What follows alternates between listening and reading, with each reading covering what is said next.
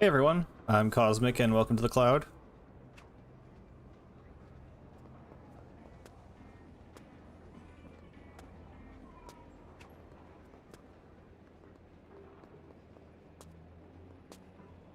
Hello. Salmon run time? Maybe, honestly. I'm like, I'm trying to be honest about the vibe today. I'm just like, yesterday I was like, wait, it's Friday. That means tomorrow is Saturday. I don't know what I'm doing. And all morning I'm just trying to think like, what can I do today? There's some news to talk about at least, I guess. Not really Nintendo news. Well, potential soon Nintendo news, but yeah, I don't know. Today's just full on like Yap stream random stuff, I guess. Table turf with viewers stream? I mean, if someone actually wants to, I'm down. So, you know what? Let's actually start with Salmon Run just to mix things up, I guess. Yeah, so for anyone who hasn't heard, there's like probably a Direct Tuesday. Nate the Hate and Jeff Grubb are both like very big, well-known, reliable leakers. They both said next week. I think Jeff Grubb specifically said Tuesday, so like probably a Nintendo Direct Tuesday. It's June. They normally do one now. It's the big game news era. We just had Summer Games Fest. There's an Xbox showcase. There was a State of Play. All the stuff is happening right now, so probably a Nintendo Direct. And yeah, probably one more look at Raiders. At least one more look at Raiders. Maybe we'll get a Direct or something for the game specifically after that, but yeah. So that's exciting. Also, whatever else Nintendo might announce in that is exciting. Obviously, there's lots of rumors about Zelda. There could, I mean, we're gonna get Fire Emblem. Not that I really care about Fire Emblem, but that's a thing that's happening. Yeah, so that's exciting. Ever since last stream, I've been obsessed with Tomodachi Life. I fell off Tomodachi Life a little bit. I like the whole game. I felt like I was rushing to make Mii's to get to 30, so you get the final island, or 35, so you get the final island expansion. Then the second I got the island expansion, I like just totally dropped the game, and I feel a little bad. I want to get back into it at some point. At least do a little like decorating, but I did have a good time with it for a while. Summer Games Fest was good. Let me actually get into a game before I just start yapping. As you know, as mostly a Nintendo and like indie game guy, I normally am not too big on Summer Games Fest. There's not that much there for me, but from my perspective, this was easily the best Summer Games Fest ever. Because even like, there aren't that many games I'm probably going to go and buy, but like there was stuff that was exciting, you know, like Final Fantasy VII is just like huge, and it's like, even though I haven't played those games, like they look cool. You know, there was a lot of hype around them. It's just like, that's a big announcement. That's kind of cool to see. What other stuff was there? A new Cuphead. I should play Cuphead. I really should play Cuphead. But a new Cuphead announcement is pretty huge. Technically two new Cuphead things. There was some Gundam game. Stellar Blade is not something that was really on my radar previously, but like that trailer was actually pretty cool. Probably not something I would like stream on this channel, but I might actually have some interest in that now. Oh god. I don't really know anything about Code Veronica, but I know people are excited about that. Oh god, this is already going fantastic.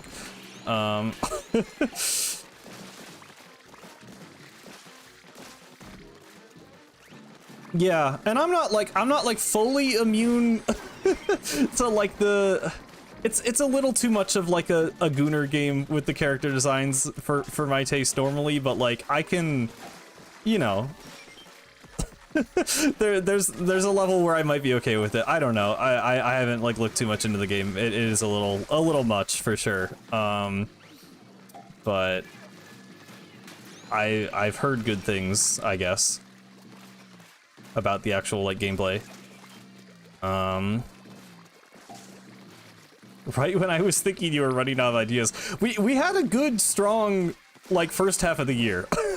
I said at the start of the year I wanted to like kind of spice up the streams a little bit, and I think we generally did a good job with that. I wouldn't say I'm like burnt out right now. I legit just ran out of things. We did like the modded stuff kind of for like every Splatoon game. We did, you know, we're gonna lose. We did some like reaction stuff with like the trailers and everything. I don't know. Right now I'm kind of just waiting for Raiders.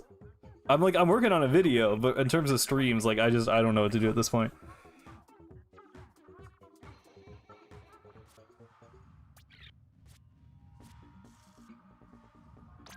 Yeah, the combat looked really, really cool in the new Stellar Blade, especially.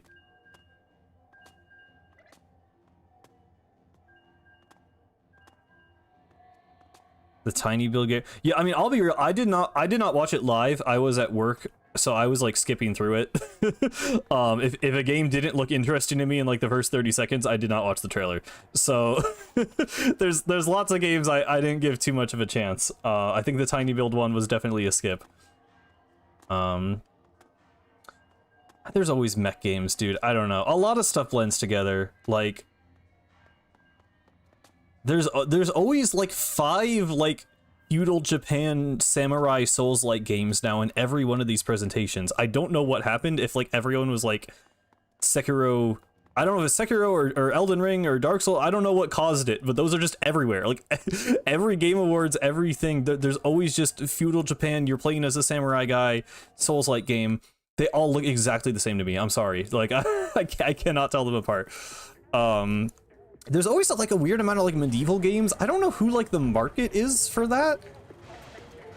Like, I don't, there was that one where it's like the guy's like stabbing a dude in the neck with a spear and it's like gushing blood. It's like, who is this for?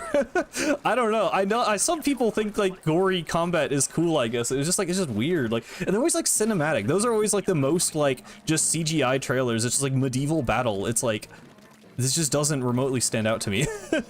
I don't know. Overall, I think it was a really good show. I think it was the best Summer Games Fest they've ever done. I still think Summer Games Fest as a whole is like not quite as exciting as E3 was. But this, I mean, this is basically E3. This year we practically have E3. There's a State of Play, Summer Games Fest, and again, probably a Nintendo Direct next week. Plus there's an Xbox showcase. I don't really have any expectations or hopes for that, but you know, occasionally they have cool stuff to show. My thing is always that they showed Hi-Fi Rush. They showed Hi-Fi Rush in an Xbox showcase, and that's like one of my favorite games, like in my top 20 at least. So there is always potential. Of course, then they shut that studio down because they suck, but there might still be cool stuff they show there. I don't know. Hot Wheels game did not move me, but it is kind of funny. Yeah, but everyone was like desperate to show Silksong. That wasn't like you don't need to rely on Xbox to show Silksong. Xbox begged Team Cherry probably for like 10 seconds of footage. That's what happened at Gamescom last year. Jeff Keighley was like, "I'm so excited to show you new unique footage of Hollow Knight Silksong," and it was like a 10-second clip of just like Hornet killing an enemy. Like they were, I don't know. Team Cherry does not need those shows clearly to advertise their game. Speaking of indie games and presentations, though, I think I said this in the Discord. I'm really expecting Deltarune Chapter 5. Honestly, it just, the timing feels right. They've been in the final like kind of bug testing and like, you know, publishing on console stage for like a few months now. Toby's been like super silent. They have a strong like history of being in directs. They, you know, it's a really popular game in Japan. Like, I literally think Deltarune Chapter 5 is might be in the direct on Tuesday. I think that is actually like very possible. Yeah, no, he didn't do a spring newsletter. Like he specifically, he made a post on Blue Sky that was like, you know, we're kind of in the final stages of development. And he's like, that's gonna be, you know, this will go on for like an indefinite amount of time. That will be the last update from me in a while. And that was like 2 months ago. So, and then he didn't do a spring newsletter, which he normally always does, you know, a seasonal newsletter. So to me, it's really looking like the, you know, stars are aligning that an announcement is coming out soon. I don't know when the chapter itself will be dropped, but I feel like they're gonna reveal the date. And normally it's a pretty quick turnaround. I think the longest wait from chapter reveal to the chapter drop was 3 and 4, because it was in the Was it the April Switch 2 Direct, and then it came out June 4th? So, yeah, something like that.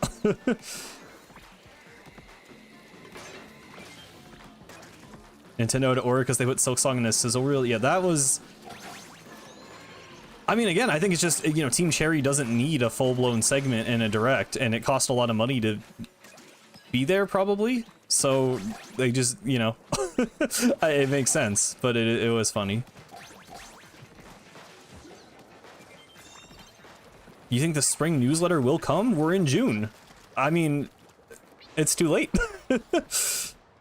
It's not, I mean, it's technically still spring, but like, you know, it's literally too late. You don't do a spring newsletter in the last 10 days of spring. I literally think the chapter's just gonna come out at this point. Oh, it'll come out. I mean, it would be a summer newsletter at that point. Okay, but like, you gotta realize when people talk about, you know, when you are a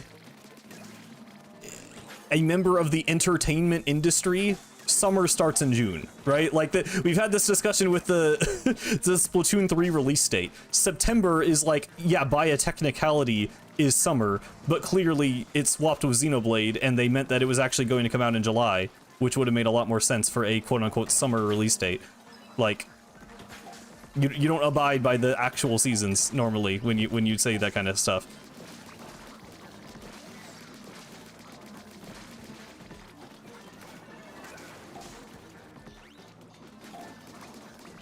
I mean, I just literally, it's too late for a newsletter.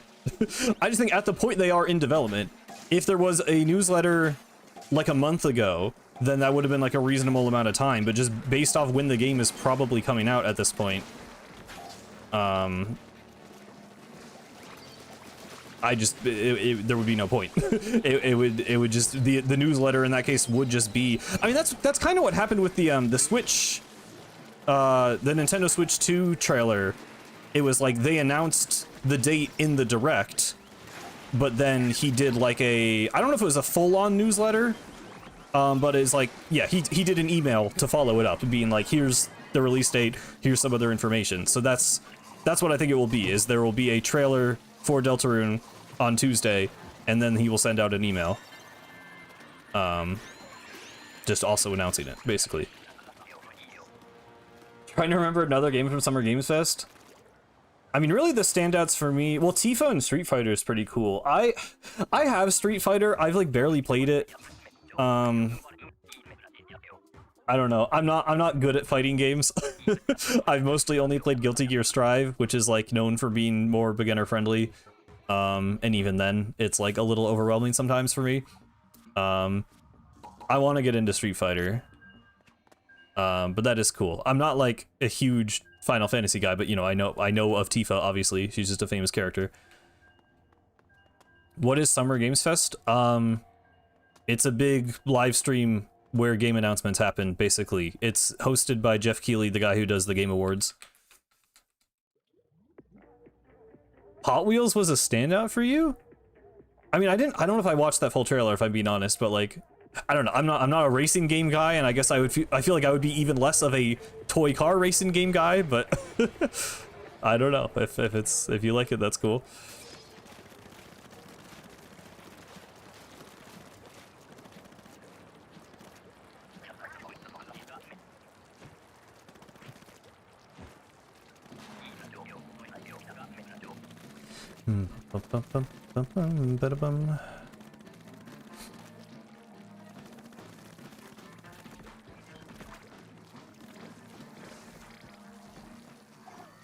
Well, I was obsessed with Hot Wheels when I was younger too. I just don't know.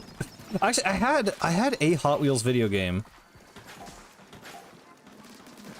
I don't remember what it was called. I might have. Did I have it for Wii? I might have had it for Wii, or maybe even Xbox 360. I had some Hot Wheels game, but I wasn't very good at it, and I don't think I played it that much. Yeah.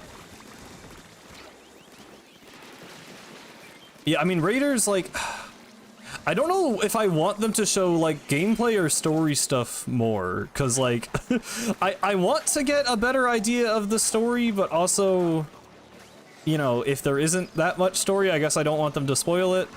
And I also really do want to, like, understand the gameplay structure better than what we currently do, so I don't know. I hope it's there. I think it will be there. Oh yeah, and there was that, someone brought it up already, but that weird, like, Splatoon recap video Nintendo put out. That was interesting. I mean, it's like nice to have that, I guess. Like, I assume it's just for people. It's so weird to imagine someone starting with Raiders, but, like, you know, I'm sure that will happen. Obviously, there will be people whose first Splatoon game is Raiders. It's just, it's so weird. I don't know. It's it's difficult for me to imagine that.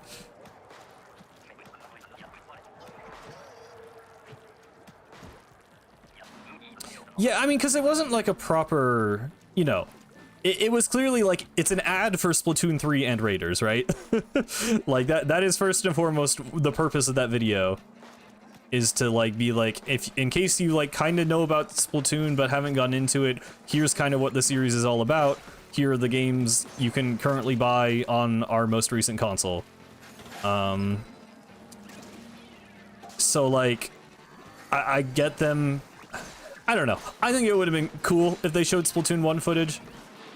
I always talk like, you know, Splatoon 1 is in this weird period where it's like, it's not like showing an N64 game and being like, oh, so retro, so classic, you know? It's like, I feel like for most Splatoon fans, Splatoon 1 is just like the weird, you know, pre-Nintendo Switch era game that looks like crustier. Like, obviously, I love the look of Splatoon 1, but like, I almost wonder if they just don't want to put a 720p game in a in a modern trailer. Oh, rip.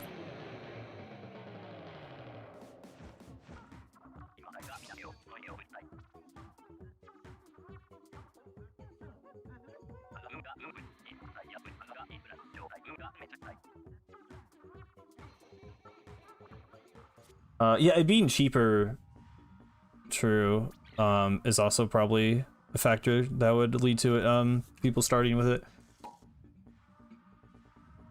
Yeah, and there's people who like the world and the characters but don't want to play PvP, so I do get it.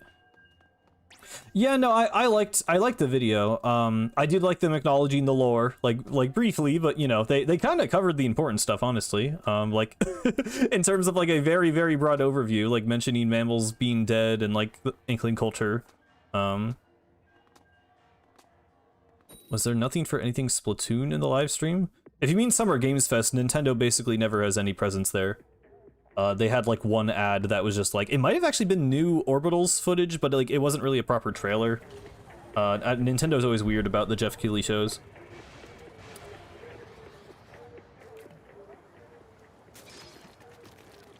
I'm not currently playing with viewers. I could.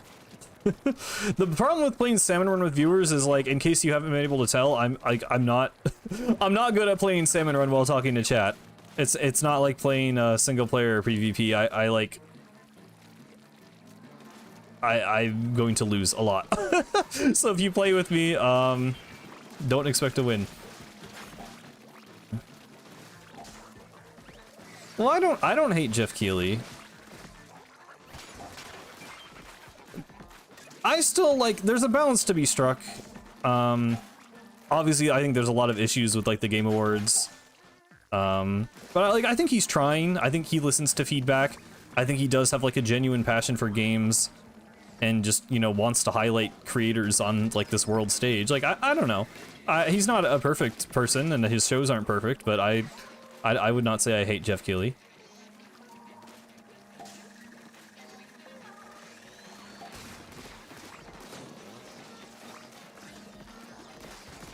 I mean, it's literally, it's the thing Nintendo always does, is they just do an ad, like... And, like, I mean, to be fair, if they're doing a direct on Tuesday, normally in the Game Awards, I'm like, I feel like they could have more of an effort to have an actual presence there, because, like, every other game company shows up pretty much, or, you know, every other big publisher, at least. And... you know, it's not like Nintendo does a direct in December.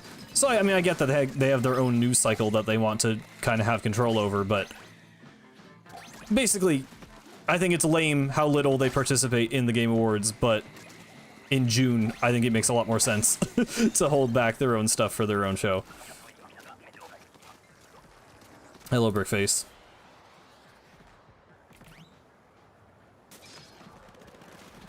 Yeah, I mean, I don't think Highguard being multiplayer was the problem. I know he like specifically acknowledged that on Twitter. He was like, you know, it's a single player narrative driven game.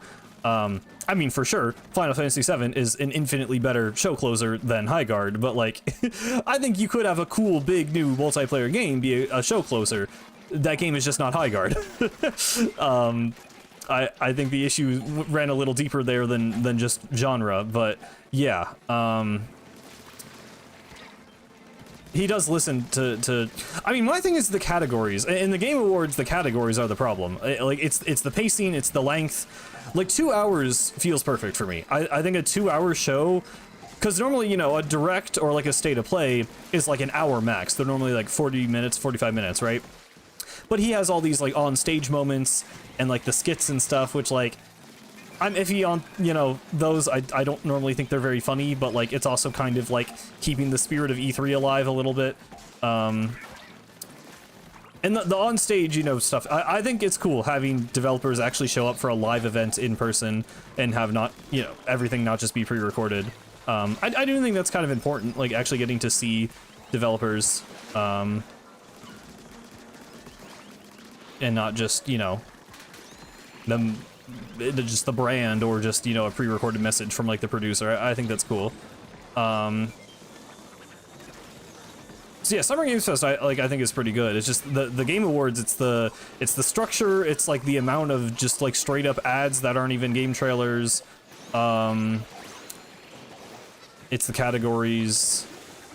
Like, the categories being genres is just weird. Like, I know that there's a lot of discussion about this every year, but like, it would make so much more sense if it was like, because they have like best score and best art direction. So like, why are the other categories should be like best like level design, best like enemy AI, best, you know, just like mechanics. I don't know. Like, you could be more specific or more general about it, but like, I don't get why it's like best like action game. Like, that just doesn't mean anything. It's a totally arbitrary metric. Like, the games are not the same, so how are you comparing them?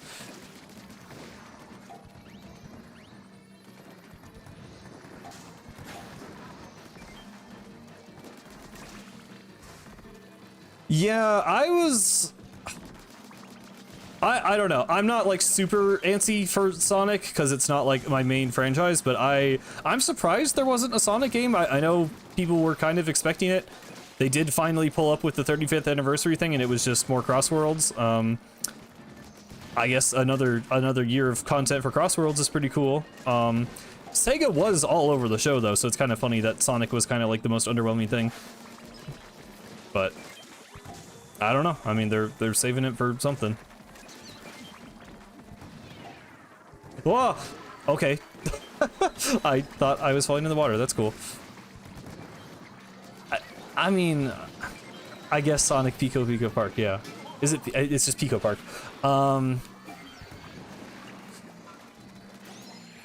don't know. I played Pico Park for like 20 minutes, so I do not have strong feelings about that. I mean, Crossworlds is just doing whatever, man. The crossovers are cool, I guess. They feel very random. I don't know. Godzilla and City Escape is cool. I guess I don't really care for the just like random characters, I guess.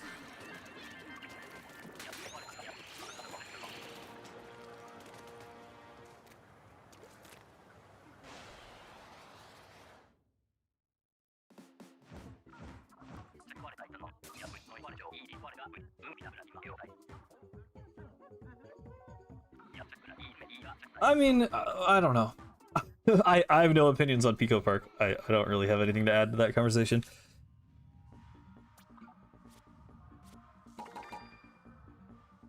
Yeah, I don't know. I mean, I'm like,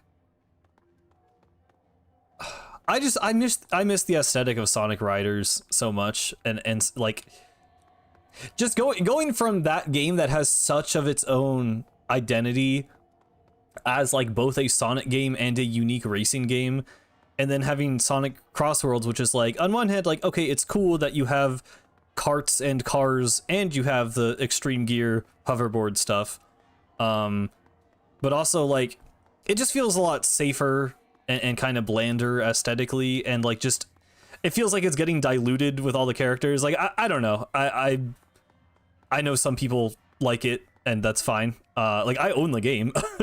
I don't like hate Crossworlds, but it's, yeah, I don't really find it super appealing to have like Red from Angry Birds. Like all the first DLC characters were just like, okay, Sega has the rights to this IP, so they're like, we'll just put it in here because we have the rights to this. And then the other crossover characters just feel so random that it's like, I just don't really care. I guess I'll open a pool if you guys want to join.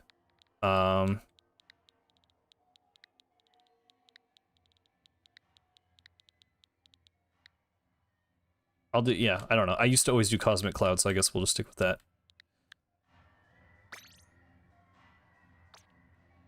Fortnite racing. Well, that, yeah, because that's also what I don't like about Fortnite, is that Fortnite just feels like playing an ad. Like, I don't know. Fortnite is worse. Fortnite feels like really corporate to me, to be honest. I really... I mean, I don't know. I might feel different about it if I actually liked the gameplay of Fortnite. That's my first barrier, is like, I just don't think Battle Royale is fun as a game mode. So I don't really like Fortnite. But... yeah, I also, the crossovers are just like, it's just too much. I would much rather just play a game that actually has its own identity. I mean, SpongeBob doesn't feel as bad to me, to be honest, because SpongeBob has like a pretty solid video game history. Like, I don't know, the SpongeBob games have been around for a while, that he almost does feel like an honorary video game character. Somehow Angry Birds feels worse to me because it's like the movie design where they gave, like, I don't know, I don't like the movie design of the Angry Birds birds. Yeah, and then you have like Ichiban, which is like funny, but why? And the answer again is just because Sega owns it. Avatar is especially random. I don't know. Yeah, well, because Smash does it right, because it's like a celebration of gaming, and because each character has their own identity. Like, that's the thing with, like, yeah, like if you add a bunch of random crossover characters to a racing game, you know, they're just sitting in the car. Whereas in Smash Bros, they actually move the way you would expect the character to move and fight the way the character should fight. And they have like victory animations and taunts and everything. And that's why, like, fighting game crossovers are cool, too. Like Tifa and Street Fighter. I mean, there's a debate to be had there, too. I know with Guilty Gear, a lot of, like, hardcore Guilty Gear fans were not happy about them adding Lucy from Cyberpunk, because Guilty Gear, you know, has a very defined aesthetic and lore and universe and world, and it has all of its own, you know, original characters to draw from. So having a crossover does feel a little bit like, you know, okay, this is just a marketing tactic to get people, you know, interested in the other IP to try out Guilty Gear and vice versa. And there, you know, there's always a little bit of that going on. I think like fighting games crossing over with other fighting games is cool for the most part. But yeah, there is a point where it starts to feel a little weird. But I think Tifa and Street Fighter is pretty cool. That just feels like it is a solid fit, and it's, you know, a very popular character, so it kind of works.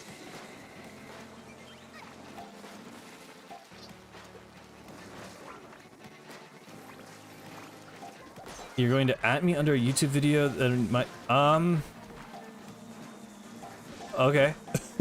I mean, you could just like send it in my Discord, maybe in like the videos channel, but you can do that as well. I did get recommended, I don't know if it's the video you're talking about, like literally an hour after Nintendo uploaded their Splatoon recap thing, I got uploaded some video with like 400 views. That was just like some YouTuber recapping the entire Splatoon series. It was like an hour-long video. I've not gotten around to watching it yet, but I don't know. I thought it was kind of funny. I'm like, I wonder if this or the official one will be the better one.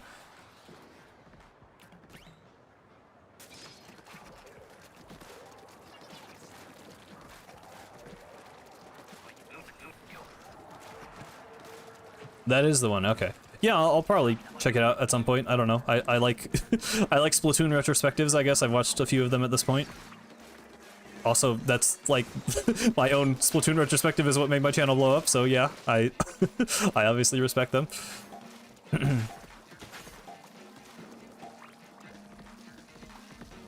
we go. Yeah, I look. There was like a point in time where I advertised the Discord every stream, but then like, I don't know why I stopped. It was low-key growing too fast.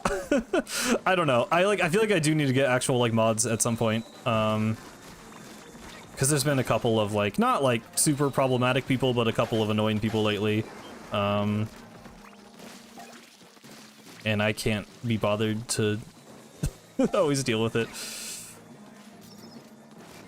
Hello, Emzo and Rock Wizard, welcome.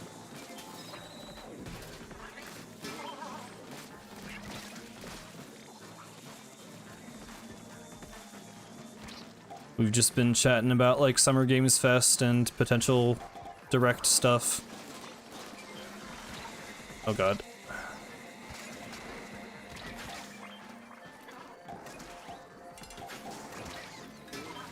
There's been a couple scammers. I mean, that just happens on every Discord server.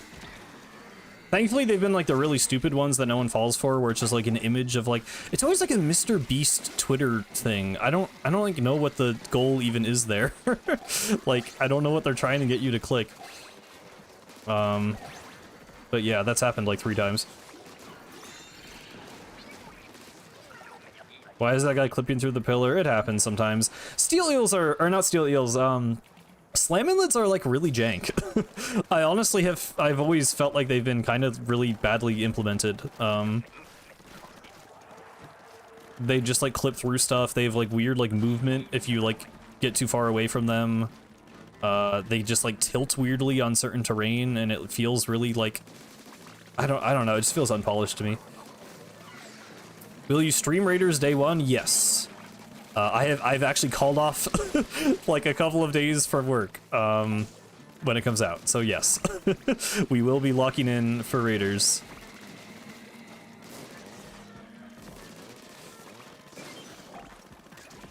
Yeah, I said earlier I didn't watch it live, so I didn't really have to deal with the choppiness, but I watched like a reaction video and I saw that that was happening.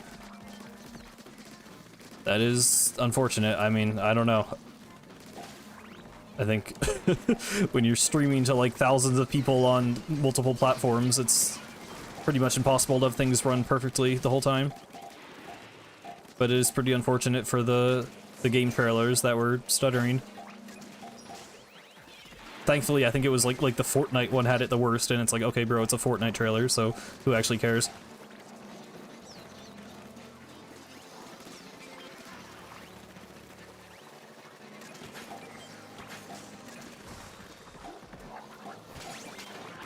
Hello, Big Jonas.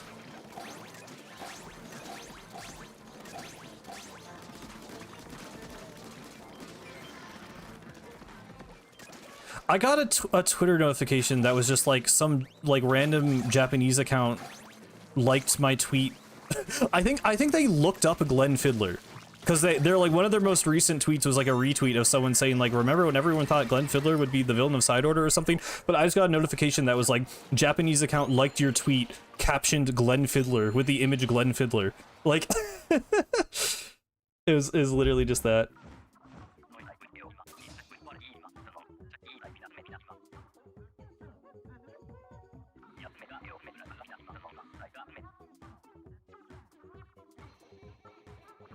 Yeah.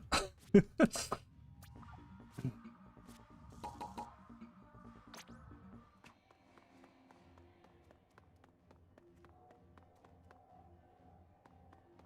Splatoon review mentioned Fortnite?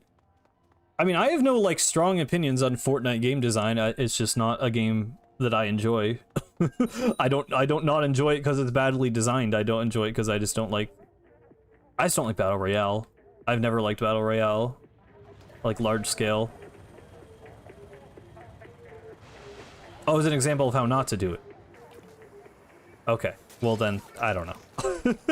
I've never understood. I feel like comparing Splatoon to Fortnite, I mean, I'll see it in the context of the video. Maybe there's more of a reason they bring it up, but I've like, I feel like that was like a thing that there were like indignant 12-year-olds playing Splatoon instead of Fortnite. We're always trying to like defend it on like Splatoon 2 Miiverse. I'm like, I'm pretty sure this is a real thing and not something I'm making up, but it was always like a you really don't have to defend Splatoon from Fortnite. It's no one cares. I'm currently playing with viewers.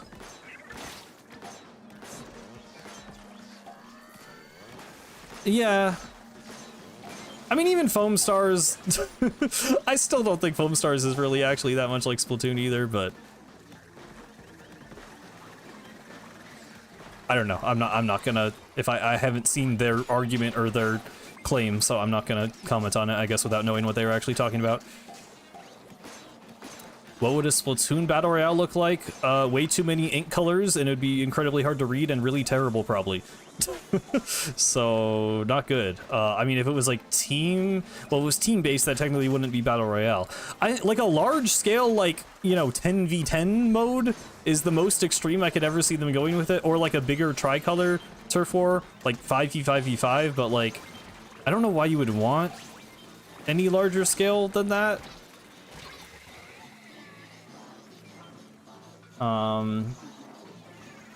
At least I don't.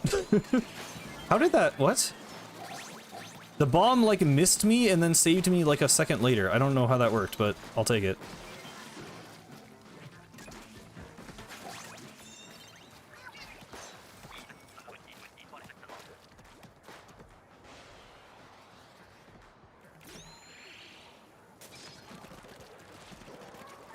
I think it was just called, like, The Incredible World of Splatoon or something.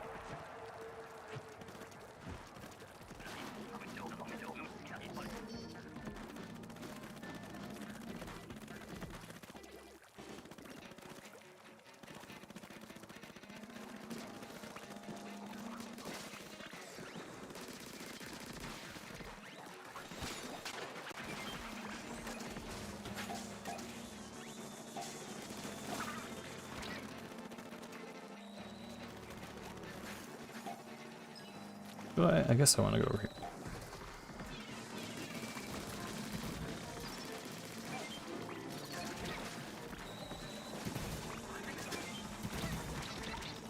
Yeah, well, it was weird because it was like a... I don't know what the target audience was for it. Because people who like, because gameplay wise, I think the comparisons to Splatoon were kind of in bad faith for the most part, but aesthetically, yeah, clearly they were kind of sort of going for something similar. And it's like, well, if people who want Splatoon just play Nintendo, and people who want other shooters play Sony and PC, so like, why do we have a Sony Splatoon knockoff game? Like, it was just, I don't know who they were, you know, I don't know who it was for.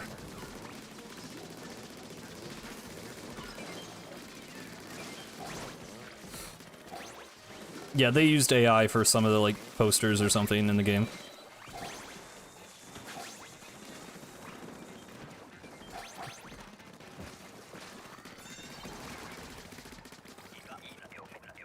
The wave, I mean, yeah, the rave breaker, wave breaker, but also that's just a pun. Like, Splatoon didn't invent wave breakers. I don't know. That one, like, probably, yeah.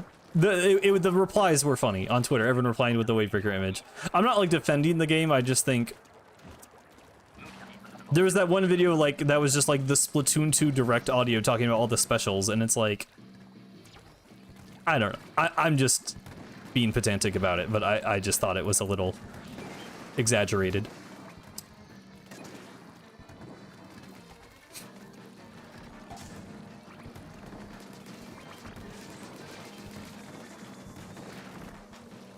Uh-oh. Uh-oh. Uh-oh. Uh-oh. Uh-oh! Oh, okay. No! That That was so stupid. Dude, I don't know how to play Salmon Run. I literally still just don't know how to play Salmon Run. I swear to God. I hope Raiders isn't like this. I hope I'm better at Raiders.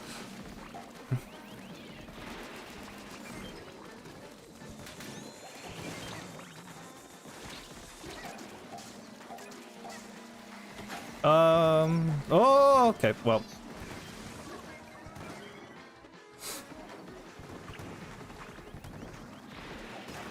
No.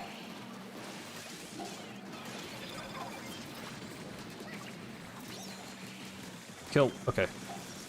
Jeez. We have all the eggs right here, we just need to put them in. That's why I was trying to crab, but then everything else was still happening. Okay, hi crab. Jesus, they keep... The Tentamissiles coming when you're trying to use crab is so annoying. Guys, okay, like, the eggs are right here. I'm not trying to blame the team, but, like, I swear to God I'm the only guy putting eggs in the basket. Okay. Jesus.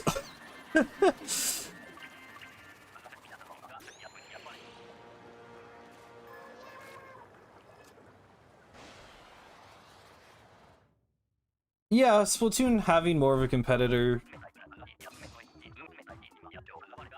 I don't know. I mean... I wouldn't say they really needed to get it together. I feel like the series is mostly fine. Like, it's just the map design, and I don't really think that's like a comparison to any other, I don't know. I mean, other shooter games have better maps, probably.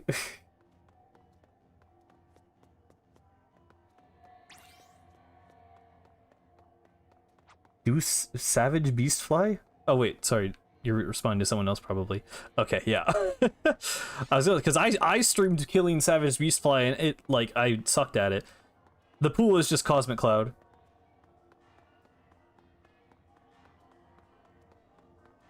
Right? I mean, it is a random place to ask for Silksong tips. I have 100%ed Silksong though.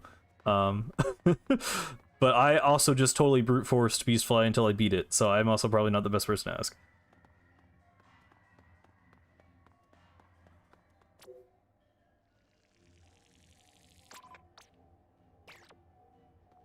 Doesn't crab kind of suck in salmon? Probably. I don't know. Don't ask me salmon meta. I can give you better Silksong tips than Salmon Run tips, probably.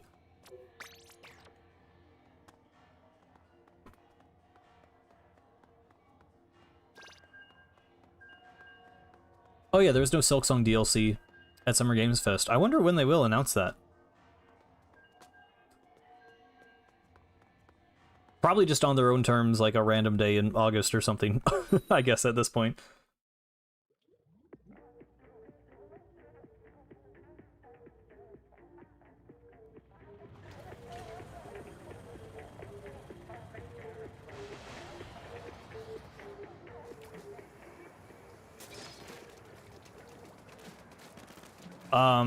Yeah, I mean, I don't know. I didn't know exactly what you meant, but...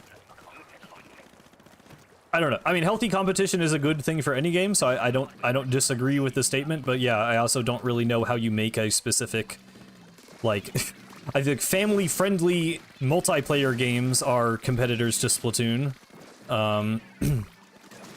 Which, to be honest, there aren't a lot of, like, not competitive ones anyway. It doesn't feel like it should be that difficult of a niche to break into.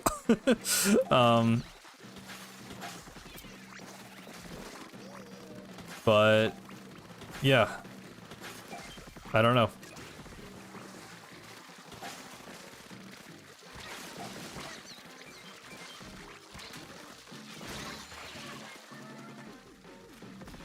How do you beat Morwing?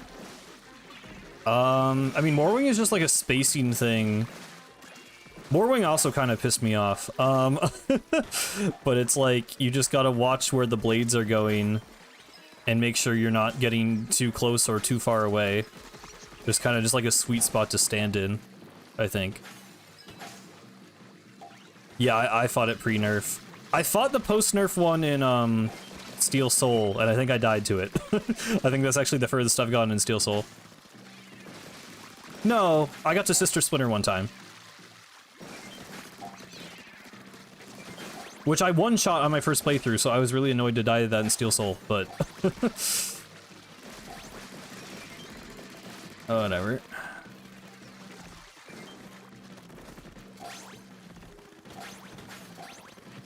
Yeah, I mean, I don't think they're gonna do the thing again of the DLC turns into a full game. Especially because it's the first DLC. Like, Hollow Knight got a bunch of free updates before Silksong was gonna happen anyway. I always die to random ass enemies or lava. Yeah, it's always like... It's always something so stupid.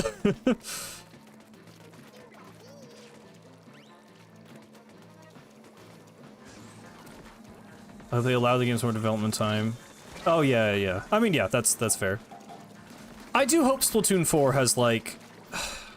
I mean, that's the thing is like, I still think Splatoon 3's launch was like pretty strong, all things considered.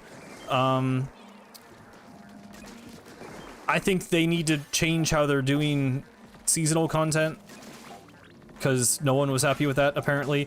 This is a conversation I used to have over and over and over again, like 2 years ago, but I don't know. I agree it could be improved, but I don't really know what it's going to take at this point. I mean, get rid of FOMO. I really hope they get rid of FOMO stuff, which I'm worried they won't, because it's very rare that a series introduces FOMO elements and then gets rid of them, I feel like. But that would be good to see. 10 kits every 3 months is crazy work. Yeah.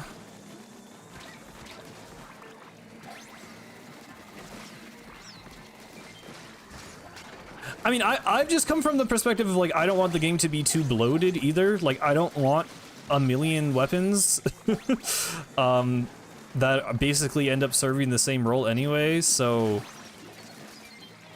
I think, yeah, probably the best thing is just to rework the kit system entirely. Because that's the main thing people want, is, you know, just more freedom in playing the weapon they want with the subs and specials they want. I don't think fully custom kits would be good. I don't want that. I think some limitations should be placed on it, but, you know, there's been lots of suggestions. Yeah, like Pro Chara's idea, I think, was like to have like just a certain selection of subs and specials per weapon. I think that could work. Something like that. But then, you know, then they'd have to do something else for the seasonal content, so I don't know what that would be.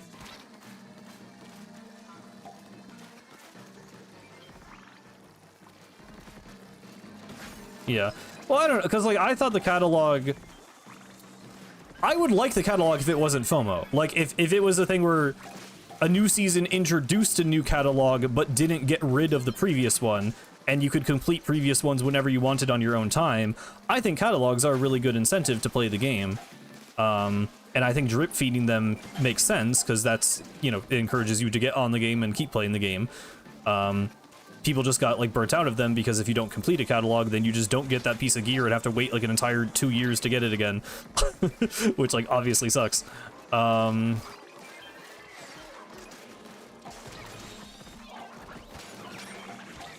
my god.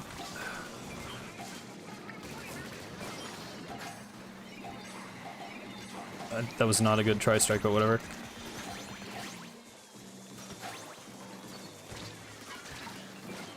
Yeah, I know, it doesn't... I think Marvel Rivals also lets you complete battle passes on your own time.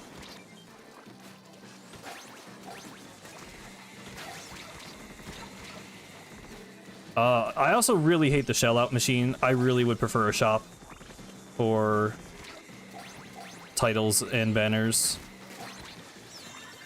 Because there are literally people who have 3,000 hours in this game and don't have the title banner combination that they want. Because it's literally just RNG and there are thousands of them, which is stupid.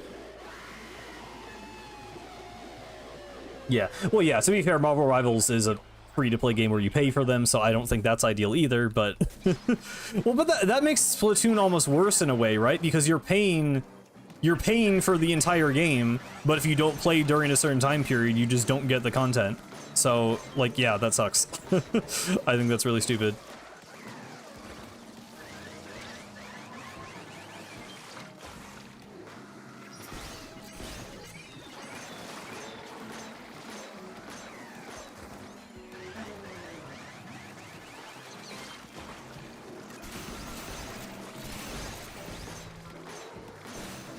Kind of trying to lock in for the king, so sorry if I am not talking to chat for a second. Oh wow, that was good damage. I don't know how we did that actually, but cool. Good job whoever did that.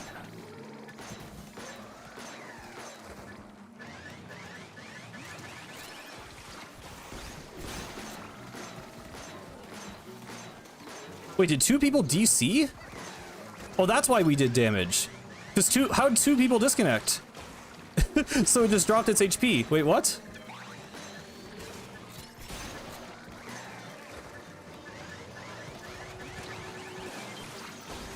Okay, I mean, we're close to winning.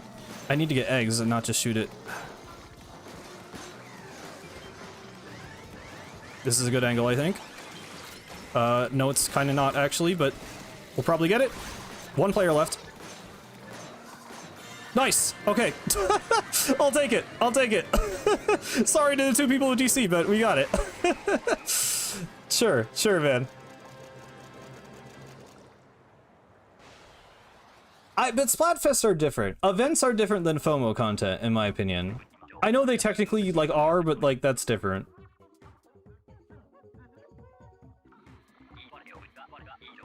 I might stop Salmon Run there. We're not doing better than that today.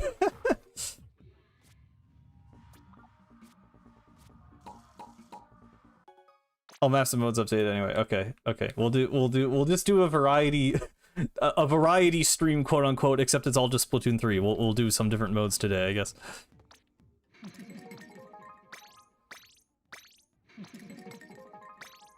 The difference with Splatfest to me is that all you actually get from it, like, because the event aspect of it benefits from being time limited because that's what makes it feel special. It's like, oh yeah, this is just for the hardcore people who are getting on the game at the right, you know, time of day and time of the week, because that's the whole point. That's what makes it special. And the only thing you actually get from a Splatfest is a resource. You get the Super Sea Snails, which, to be fair, in Splatoon 2, you could get them just from leveling up after Splatfest ended. In this game, it is kind of... I wish there was a better way to get sea snails, I think, because you can still only get them from Splatfest, right? I think you can literally still only get them from Splatfest in this game. So I think they should bring back getting a snail from leveling up every time. Honestly, I think that should just be from the start. Or, like, there should be some other system, because I don't think it should be just Splatfest, at least when the content cycle ends. Like, I think it's really weird for Splatoon 3, where at this point, I know they're doing reruns, but, like, only having a Splatfest every 3 months to get a resource that lets you change your gear kind of sucks.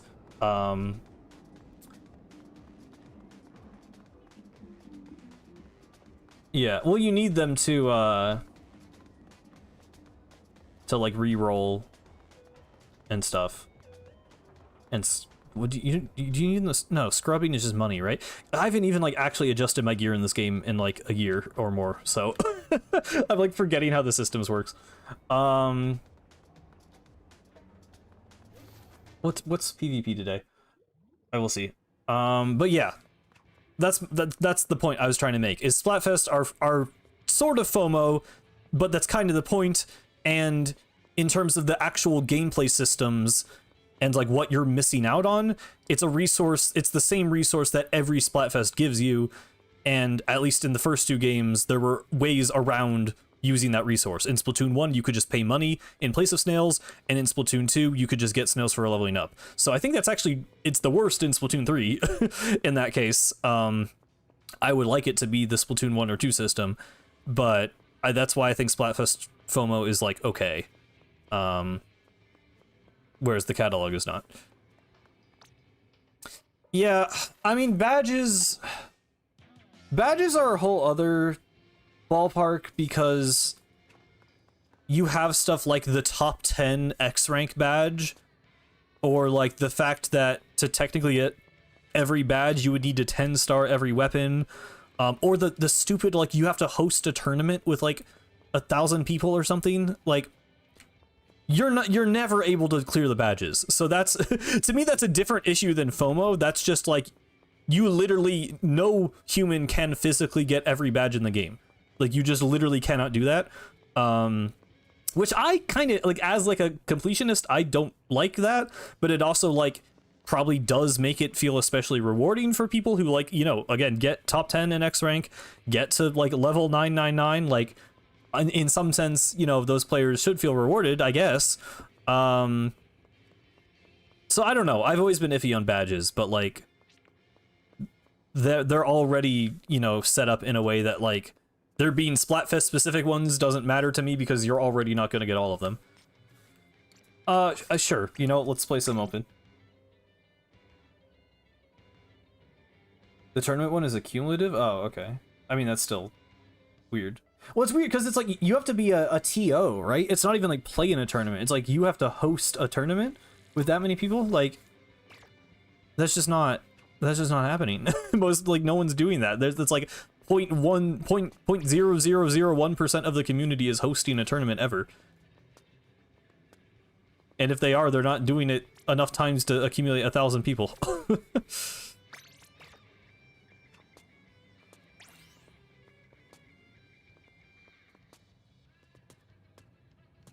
You have that badge?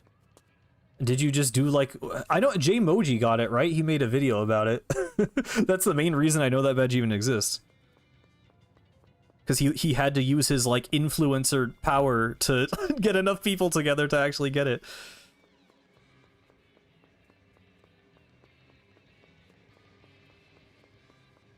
Is Taki trying to 100% badges? I mean, you would literally have to like AFK with a macro or play the game until you die to get 10-star in every weapon, I think. Like, that's not feasible unless you like don't have a job or any obligation, or you set it up with a macro. Like, that's just not physically possible. Why are there 3 Splat Tims? Okay, sure. Oh, the tournament one. Okay.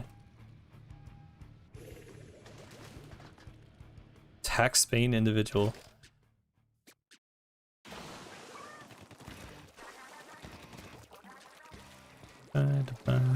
Oh, hey, this is the song that was in the reveal trailer for this map. Wow. It's kind of a mid song for a mid map, if I'm being honest, but it's, you know, it's all right. I don't know. I always say I feel weird about the song. I like it and I don't at the same time.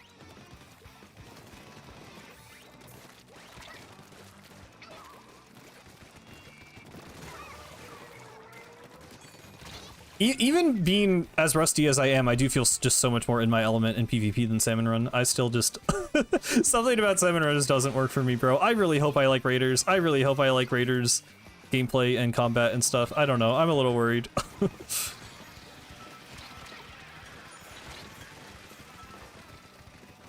Oh my god. Get me up. Get me up. Yeah, it's just... It's not... it's not Splatoony enough. Oh, Splat Tim has aura. Okay. Sure, that's what's happening now. Oh, cool.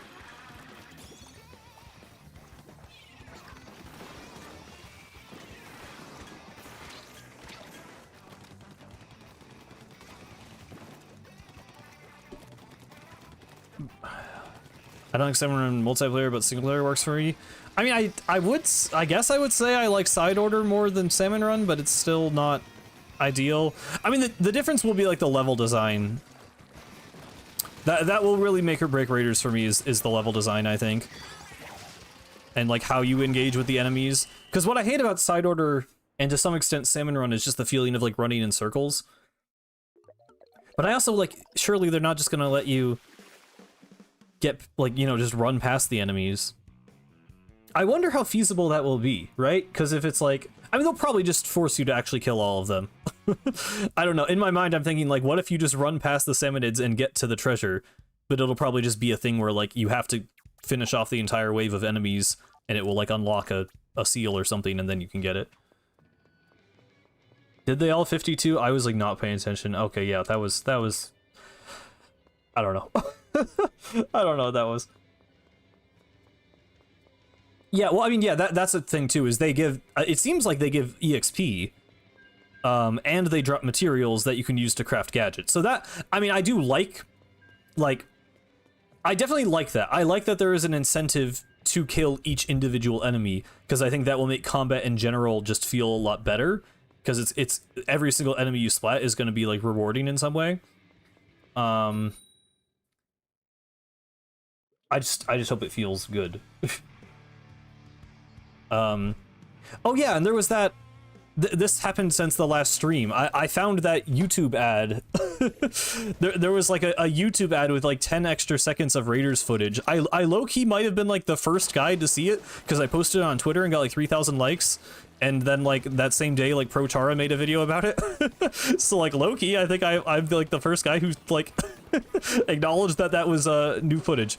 But yeah, there was like a horizontal splashdown, which is kind of cool. So I mean, the gadgets and the relic powers definitely have me really, really excited. I think that's gonna be really fun to mess around with. I just can't aim. That's okay.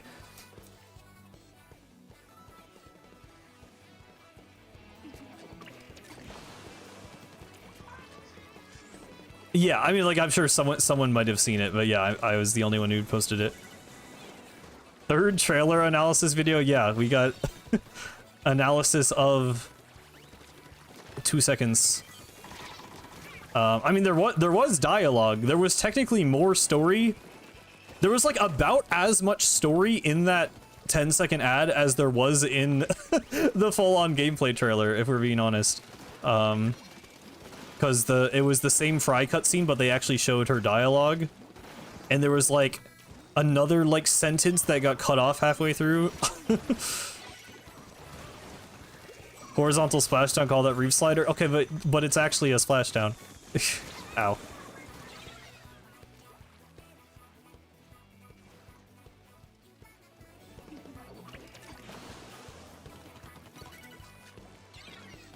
I just hope there's cool movement in the overworld. That's my main concern, is like, we know that there are platforming challenges in the dungeons sometimes, but the overworlds mostly do just look like big like arenas so far, and I just hope there's some cool stuff going on. Yeah, I think Fry said, "And bring the loot." So I imagine it's just like, it's probably just like deep cut aura farming when they meet the mechanic or something, or like when they're setting off on the adventure. Yeah, I mean, Reef Slider is speculated to be a splashdown rework because there was like a sideways splashdown icon in the files of Splatoon 3, and, you know, functionally Reef Slider moves you forward across the map and then creates a big explosion on the location of your character, so it's obviously very similar in design. But then we got Triple Splashdown, which was just straight up a Splashdown rework, and now we have Raiders Horizontal Splashdown, which is another Splashdown rework. So I mean, Splashdown is cool visually. It's cool in a single player context. So like, I'm happy to see it come back. It is a little funny though that they can't. They're never happy with the design of it. They always have to keep changing it, which is fair because it's been a kind of poorly designed or questionable special for all of its existence. Splatoon character aura farming tier list. I mean, it's mostly just Agent 3 and 8 at the top. Then I guess Neo 3 because of the... We've talked about this before. We've literally aura scaled Splatoon characters before. There's better conversations to be had. Oh, they got it back. Yeah, I mean, again, I'm perfectly happy with it in a single player context. It was... I was gonna say it was cool the one time Return of the Mammalians used it, but it kind of wasn't. The splashdown level kind of sucks, actually. And in the boss fights, it's, like, fine. Actually, it's not fine, because there's that Fry attack that I complained about in the boss ranking video, where it kind of sucks, actually. So yeah, never mind. Splashdown has kind of also been bad in single player. It was fine in side order, I guess. I'm kind of doing good. I kind of got a streak going right now. I don't know what happened. Some part of my brain locked in. And okay, and now I'm locked out, but we're gonna win the game, so it's fine. Why was Octostomp reused the most? Probably just because it's the first one.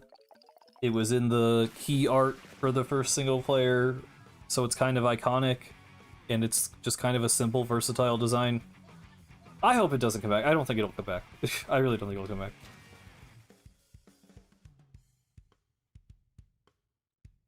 Because Big Lips Rubik Cube is the hottest boss of them all. Sure.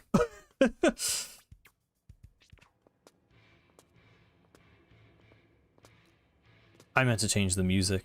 I should have changed the music. I don't like this song.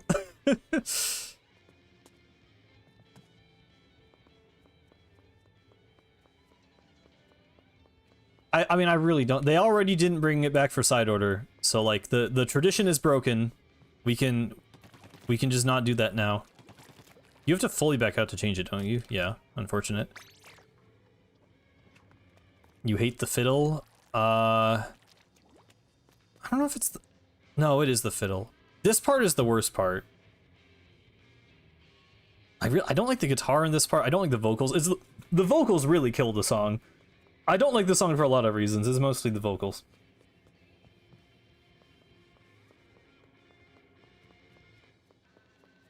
The salmon I don't know. I don't want Octostomp. I want new bosses. Give me new gameplay and new boss fights in the spin-off game, please. Actually, yeah, the fiddle is the good part. This is the part that's fine.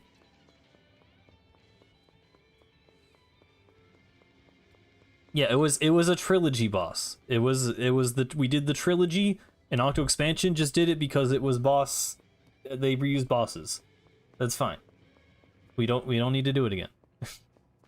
Yeah, the new one looks really cool. The boss in the trailer. I've said this before. I really hope there are more than 5 bosses, man. Can we please get more than 5 bosses in a Splatoon game, please, please, please, please?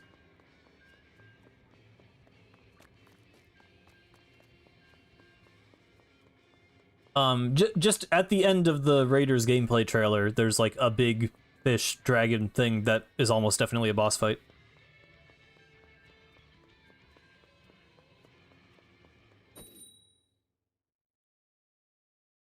Boss rush would be cool.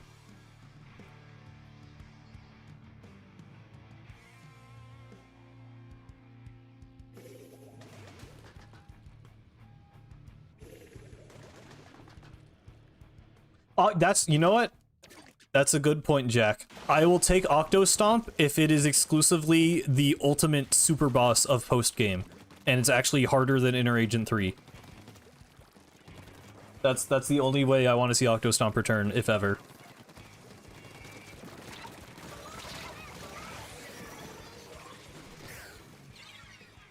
Yeah, but Octo Expansion, I want 5 fully original bosses. Octo Expansion has 4 refights and also a refight of one of its unique bosses. So it's 7 by technicality. I want more than 5 original bosses, please.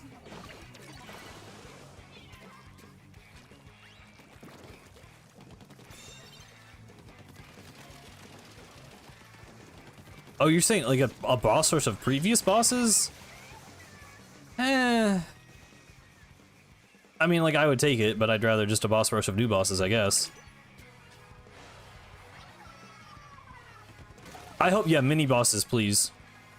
Raiders seems like literally the perfect game for, like, if not, like, a distinct mini-boss, like, at least, like, you know, specific, stronger enemies.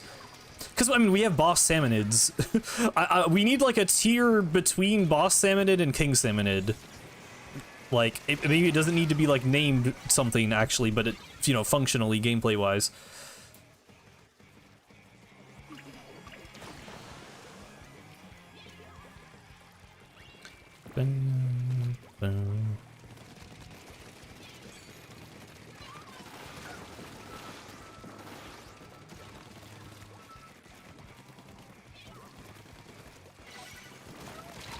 Ow. Someone brought this up the other day. Was it in the Discord chat? Doesn't Wispy Woods get, like, substantially changed every time. At least I've seen the Robobot one, and I know that that one does not play like the normal Wispy Woods. And the Forgotten Land one is pretty different because it's in 3D and has like new attacks. I mean, most people don't complain about Octostomp, to be fair. I complain about Octostomp. I think a lot of people feel similarly about Wispy and Octostomp, that they're happy to see it return.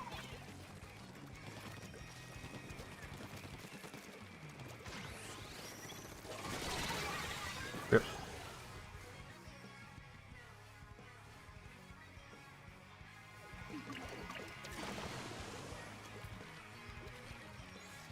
Like fan game where they just copy paste every boss. And that would be cool as like a mod. I mean, I did really like doing that challenge. As much as it pained me in the moment. It was very fun to complete.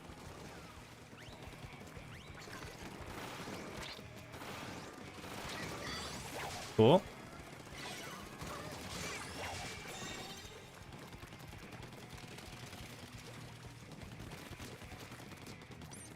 Can I? Okay. Did not deserve aura for that. Okay. I'm good at the game sometimes. Love to see it. And then I just lose all ability to aim. Okay, awesome. That was not the plan, but that worked. What? How did they not kill me? How did I get that Zuka out? What? Okay, cool. Just a little bit of locking in. That's all it takes. People just don't like to turn around. People just don't turn around.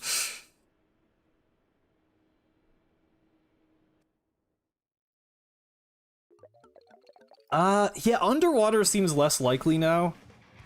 I just feel like they would have shown that off. I think we're gonna be able to ride on the water because we saw those floating rings in the water in the one trailer that I somehow didn't realize until the trailer rewatch stream. But I think on the water seems more likely than in the water at this point in time. What rings? It's in like one of the like opening shots. I kind of want to pull it up.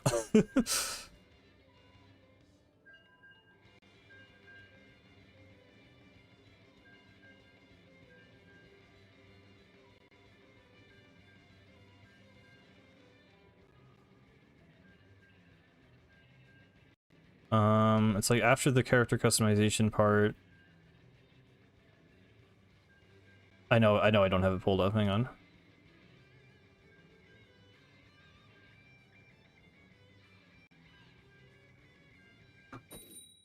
Shoot, the game is starting. I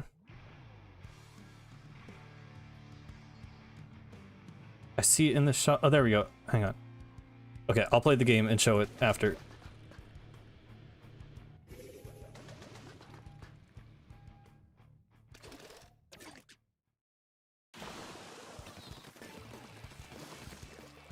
Have you ever joined one of Talkie's Swiss Weekly? I didn't even know that was a thing they did, so no.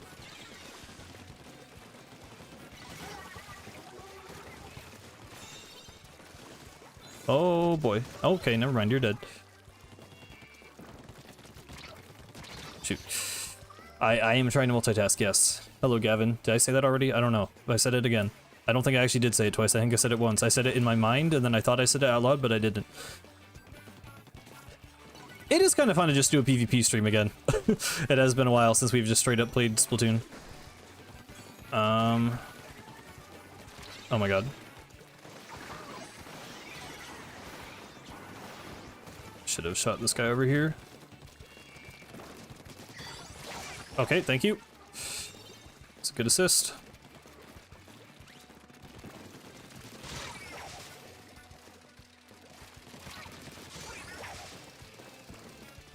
Okay, for a second I thought we didn't have zone.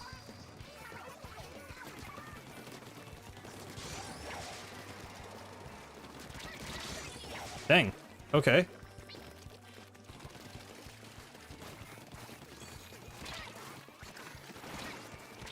That was extremely stupid, but it was going good before that.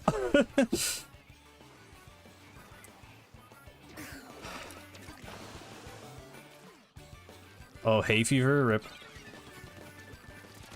Yeah, I don't know what I did differently this year. I normally get really bad spring allergies, but they actually like really didn't hit me this year. Like, and I work like outside. Like, I don't know if I just haven't been around like the plants that normally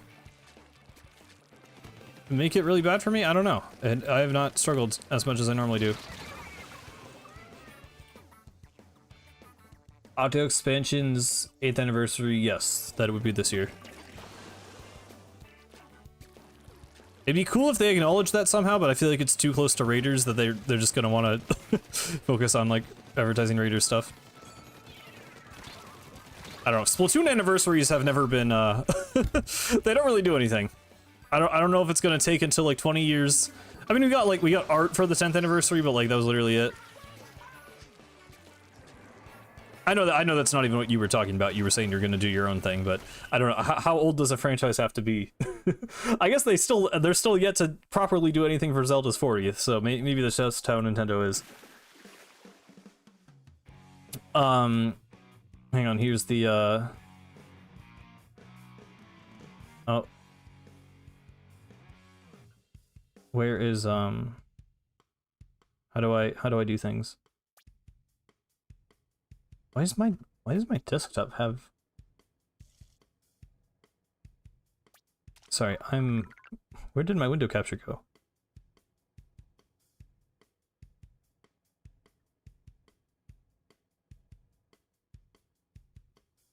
The rings in the water, you can probably see it now. It's like right in the middle of the screen. There's that little ring there.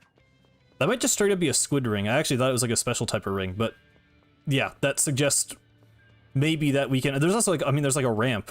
You know, there's literally like a dock going into the water. So it totally looks like we might be able to swim.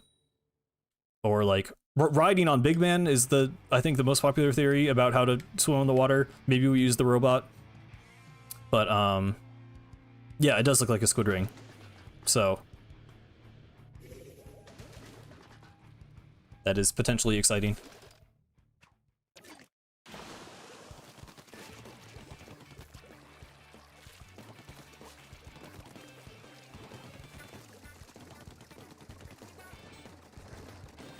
You suggest a making outfits stream, like in Splatoon? I don't know if I could do that for an entire stream. I don't know if I have enough investment in making outfits.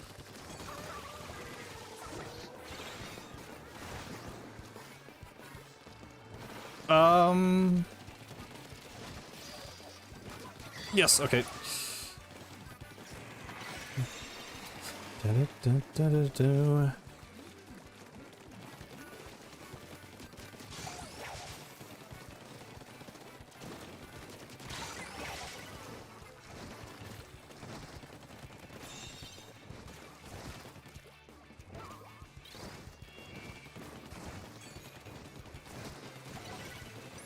Ow.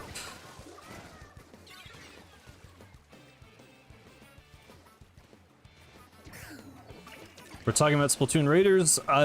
Yeah, I mean, and just like the news of the week and stuff as usual. We're pretty much always talking about Splatoon Raiders. But yeah, specifically, just the probability of being able to swim on water or in water. I just need to see a little more gameplay. I really hope the direct is real, and I hope we get a decent look at the game. I mean, it's coming in like, what, like a month and a half at this point, so...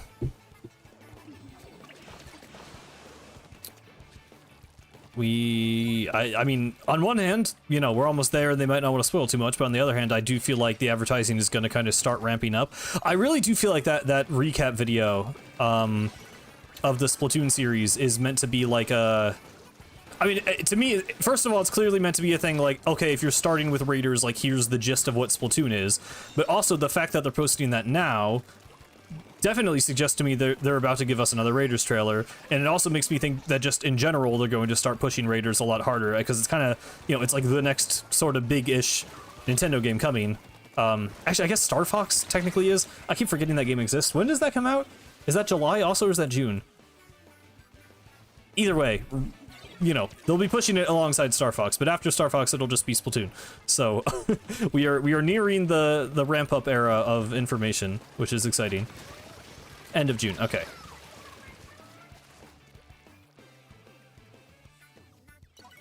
I literally keep forgetting Star Fox exists. I don't know. That was just a total non-reveal to me. I do not care.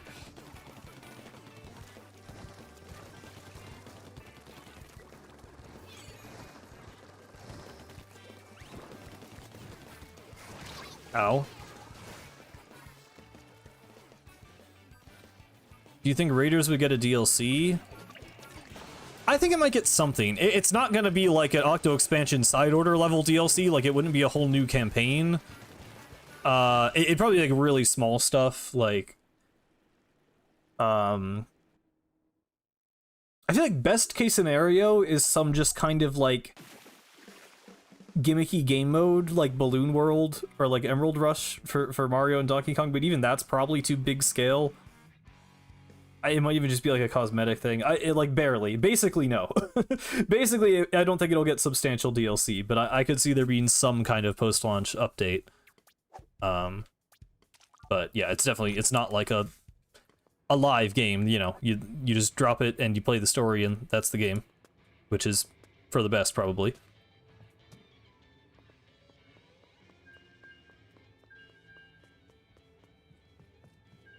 I just hope the game is like, you know, meaty enough. I hope there's enough there that DLC wouldn't even be something we need to think about. Like, I just hope it's a solid length.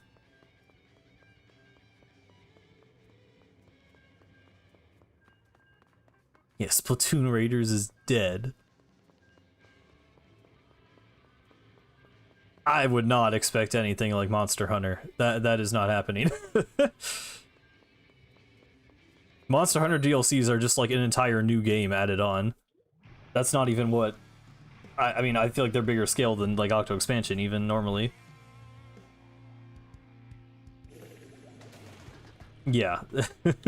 They're very different.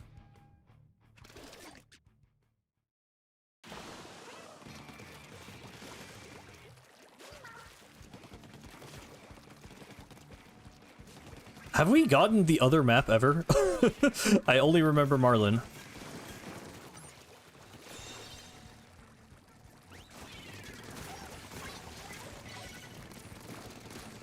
Whoa. Nice. Ow. Do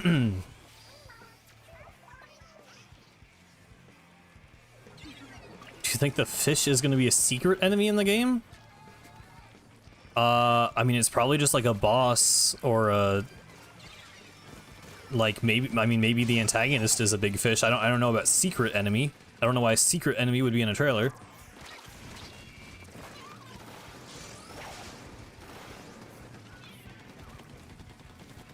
It didn't look like a salmonid, is the thing. Like, I don't think that was just a salmonid hint. Because I still think, like, it honestly looks more like a squid eye to me than anything else, which is pretty interesting. Mechanic about to collect the shadow crystals, yeah. I don't know.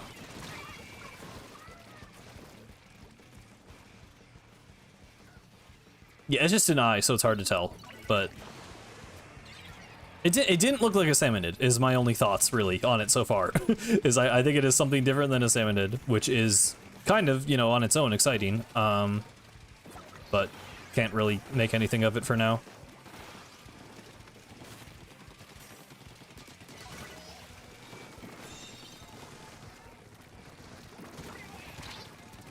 Ow.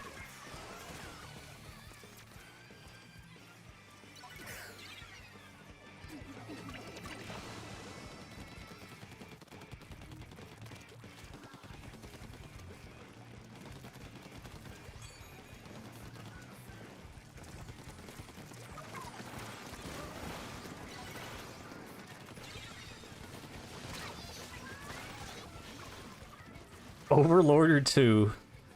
I hope not, man. Overlord's design is still so lame to me. I don't know. I still don't really know if that's a hot take. I know people like the 8-ball eyes, but I just think big octopus as the final boss of the 5th Splatoon game is like, really? We're just doing big octopus?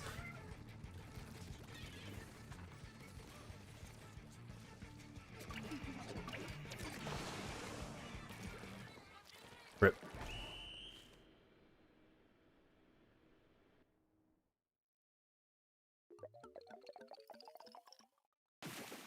Do you think at the end Deep Cut will be stranded?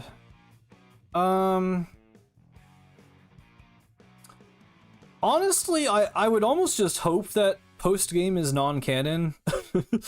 Because it is always a little weird when they're like, oh, let's actually just go back to the place that we were trying to escape from for weeks.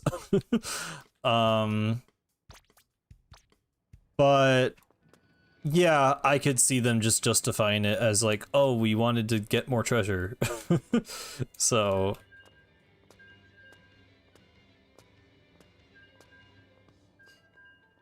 they're stranded. How does Splatoon 3 work? I mean, I think Raiders is canonically after Splatoon 3, regardless of what happens in Splatoon 3 from now on.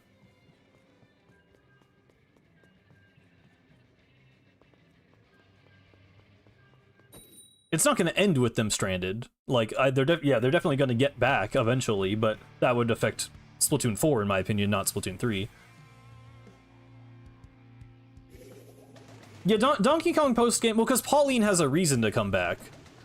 Like, I thought that was justified, you know, well enough for a Donkey Kong story. I thought that post-game made sense. It's honestly, it's not even that bad. Like, I think Octo Canyon's post-game is fine, because it's like, 4 canonically just goes back to visit Callie and Marie hanging out in Tentacle Outpost. Octo Expansion is the main one, where it's kind of iffy, because it's like, it feels like 8 would not want to go back to the Deep Sea Metro. It's kind of hard to believe that they would just want to go back and hang out there after they literally, like, you know, fought for their life to get out of there. Side Orders, I guess, is the best justified, because the post-game is just an actual part of the story. But, yeah, with Raiders, it seems harder to justify that.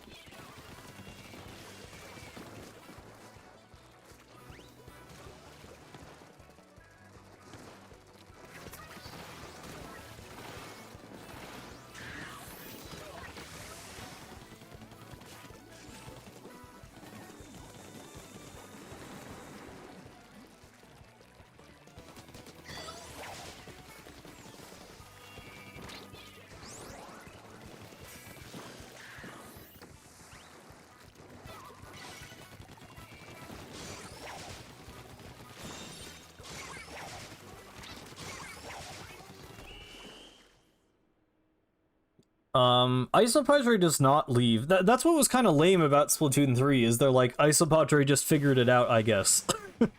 Like, he definitely doesn't come with Aiden Cuttlefish in the first place, but then at some point, I guess he just left.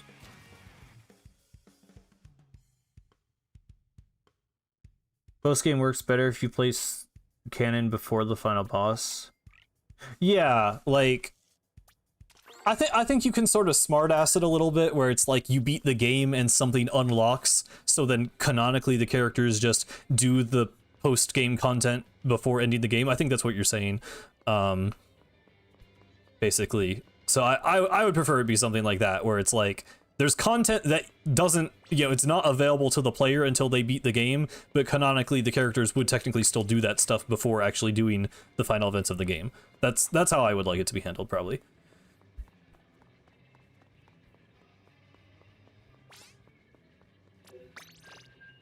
Thank you for getting your rank points up. I guess we have been winning most of these, haven't we? Okay, we lost 3 in a row. Oh, maybe, you know, in my mind we were winning a lot more of these. Now that I'm checking, it's not as many as I thought. We're doing okay. We're doing okay. But yeah, like in Zelda. I mean, Zelda doesn't have any post game in like any of the games, does it? In Zelda, everything just happens before the final boss, but nothing is limited to the player until you beat the boss.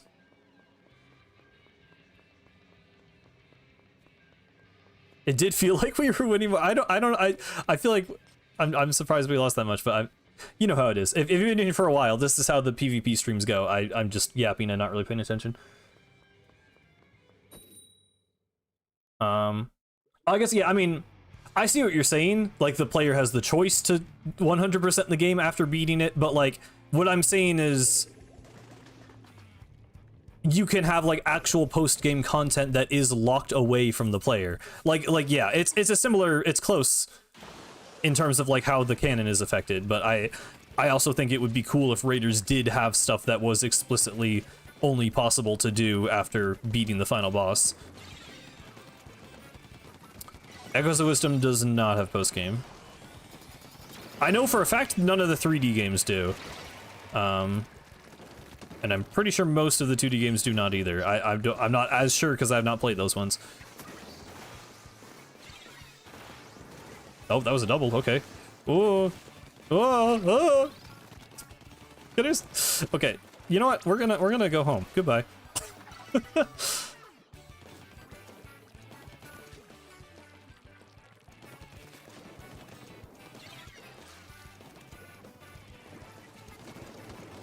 Hello, train boy.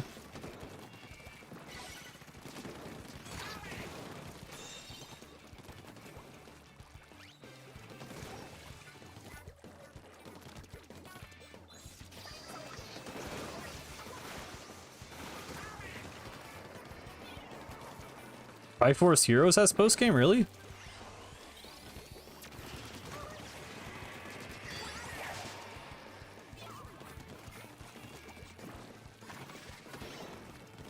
Dum, dum, ba-dum, dum, ba-da-ba-dum.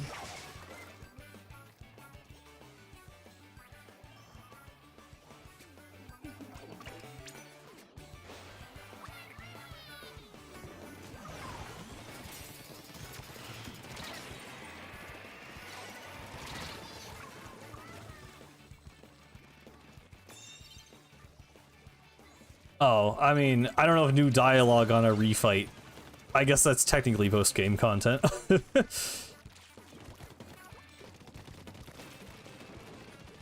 Why not use your Splatoon OC instead of ISO? I don't really know.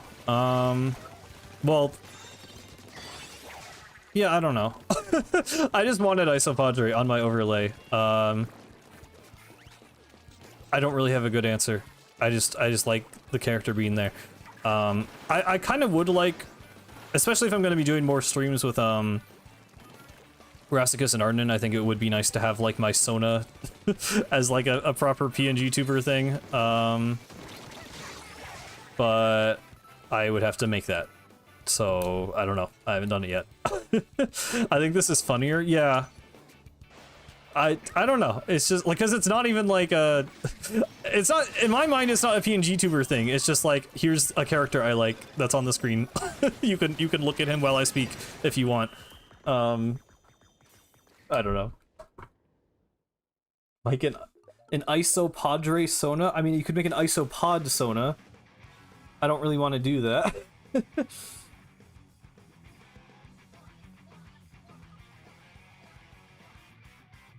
This is more indicative of your personality. Only thing that would make it better is Glenn. No, Glenn is like my enemy. It's like, I can't escape him, and it's my own fault, and I keep bringing him back, but I do not want to be represented by the Fiddler.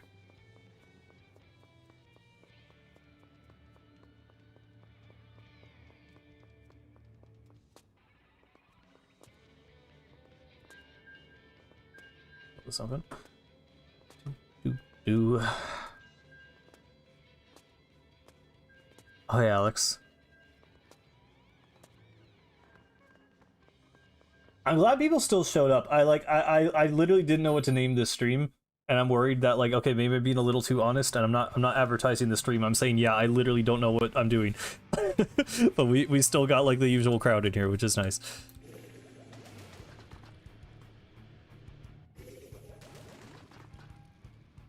Probably going to be people who see you as ISO Padre. I mean, yeah.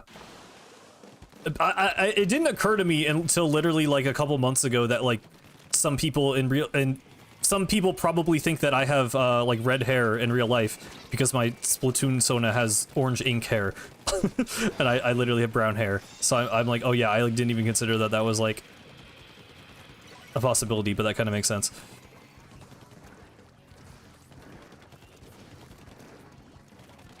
What's with the Glenn Fiddler beef? I want to say it's a long story. I don't know if it actually is a long story. Basically, there were a bunch of theories about Glenn Fiddler being important to Side Order, and I thought they were stupid. And then during my Side Order playthrough, it became like a bit that we were doing, where we were just making bad Glenn Fiddler theories. And now he's an Easter egg that I put in all of my videos, pretty much. At least, you know, not like literally every video, but all of the big ones. Now everyone is gonna think you're an isopod. That's fine. Who the hell is Glenn Fiddler? See, if you don't know who Glenn Fiddler is, then I'm not gonna tell you because it's funnier that way. I will tell you if you know a little bit, then I can explain it. But you got to know who Glenn Fiddler is. That's a prerequisite to watching the stream. It is weird he has a 3D model. I just don't think it's as weird. I was a little surprised in the Rassicus Iceberg video. Like, they just played that part straight. They were like, oh yeah, like I don't know. Maybe I am really the outlier for not thinking it's weird that he has a 3D model. I thought most like lore people were on the same page about that, where like, no, I don't know, they just did it for the scroll because they felt like it. I mean, obviously that is the actual conclusion. Like, it's not like he is important, but like, I would not have worded it in a way that made the theory sound as valid as Rassicus did, is my point.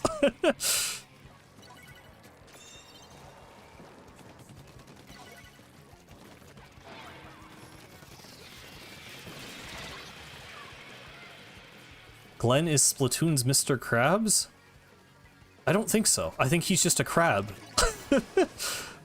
I think Sheldon is Splatoon's Mr. Krabs. I think that's a much more direct parallel in terms of personality.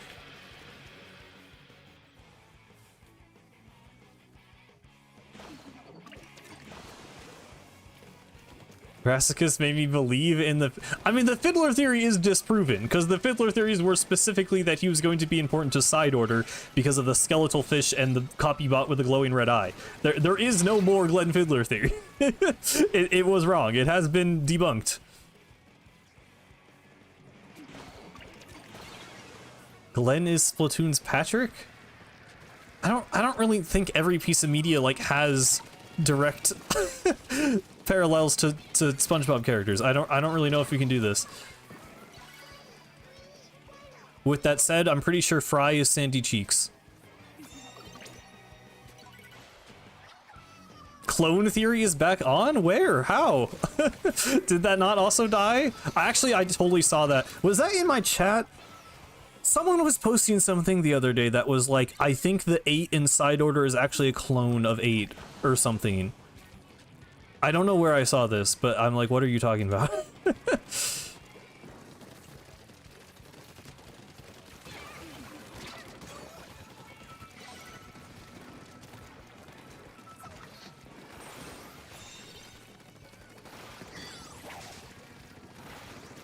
I missed. Squid Sisters are SpongeBob and Patrick? I mean, they literally had the Splatfest. So, yeah, kinda.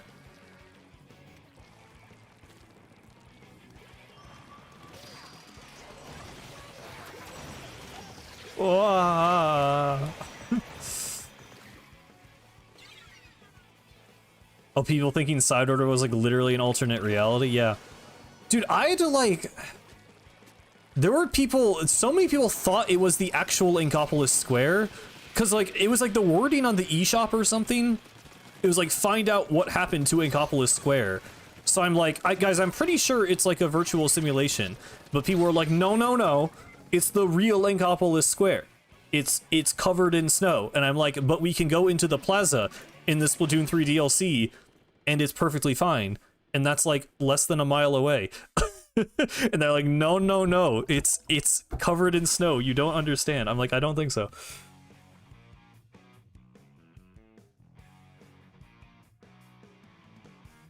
But then who is Pat? I mean, Callie would be Patrick, right? Well, I mean, Maria's like more Squidward coded, I feel like, than it's like if Patrick and Squidward ran a show together. If anything. I don't really think, I mean, Callie is, I guess Callie's kind of SpongeBob. Maybe it's like if SpongeBob and Squidward ran a show. I don't know. I don't know. I don't know if this is like a reasonable thing to compare. Snow. Well, obviously, I mean, it looks like snow. We didn't know it was Ash. Most people probably still don't know it's Ash because that was in a Japanese developer interview. So yeah, we were calling it snow. Big Jonas said you were the Bob. I don't think I'm the... I thought we were talking about Splatoon characters.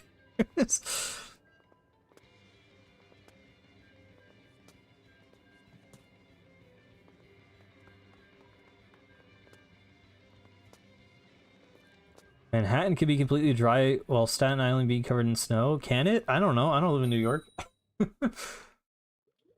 Those are further away than...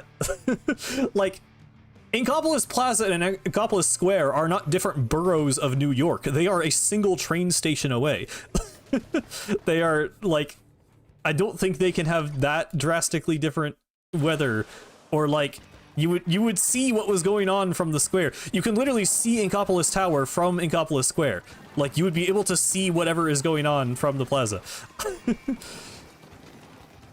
It's snow because Order made Marina use Snowgrave. Sure. It may have been more interesting than it being VR. I just think from the start it was obvious that it wasn't real.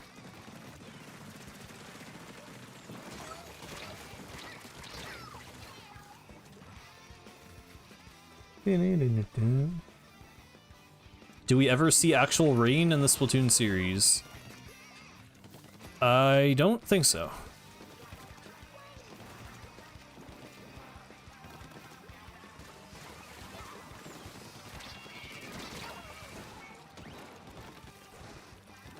How Noelle and Susie coded are Marina and Pearl? I mean, are you just saying that because they're like a lesbian couple, or is there... I mean, I guess like Noelle is like nerdy and timid, which fits with Marina, I guess. I don't feel like Susie and Pearl. I don't think they're that similar. Noelle and Marina maybe, but I don't think as a pair that really works. She is rich. She's but Noelle is rich. I don't know, man.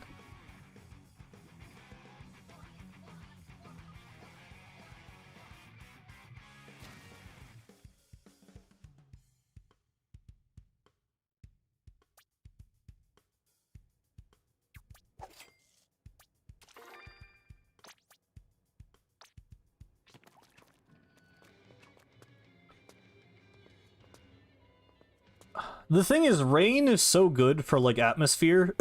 I really want, like, a moment in a Splatoon story mode where it is just pouring rain, but, like, it does feel like you need some kind of... I don't think it would just kill the Inklings instantly, but, like, if it's, like, pouring rain, it does feel like you would need, like, something going on.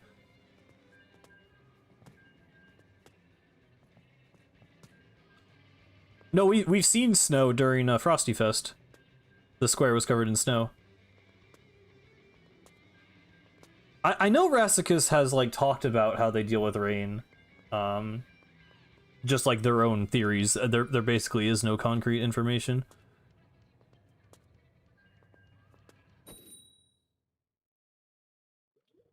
It's in the new Splatoon Raiders snippet? I mean, there's, like, the storm... There's, like, the tornado. I don't think... Is there rain? I don't remember seeing rain. Splatoon Raiders rain, please, yeah. Yeah, I mean, it feels like the end of the game does have to be some, like, giant storm with the tornado, right? Like, I can't imagine what other set piece it would be than that. They do have umbrellas. Yeah, I know that is like the closest thing we have to rain lore is that umbrellas are said to, like, have been made from normal, you know, rain umbrellas. So They have umbrellas, which would suggest they have rain and ways to deal with it. Obviously, those umbrellas could be used by non-inkfish creatures. But yeah, I mean, if we're running with the osmotic pressure thing, you know, I don't think rain would be enough to kill them. It does, but like pouring rain would be like dangerous, I guess, and like flooding obviously would be very problematic. And we know they have undertow spillway, so I mean they have ways to like mitigate floods and stuff. I don't know, it seems believable enough. I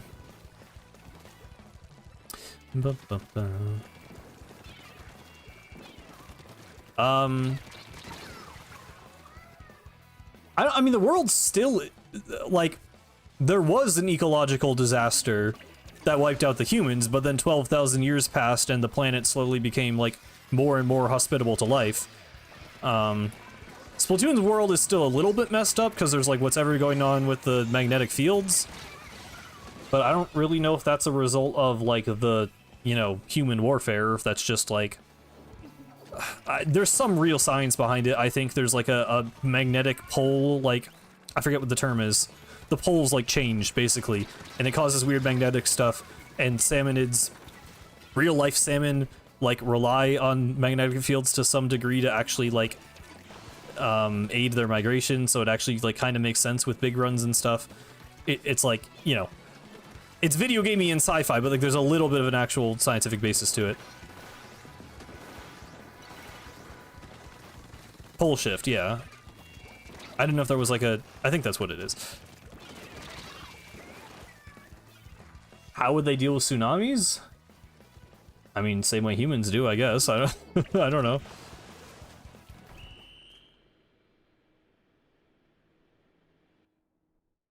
When the helicopter flips, there's some intense rain?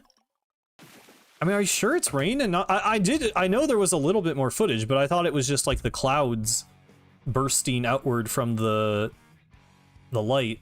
I'm curious now. I'm looking this up.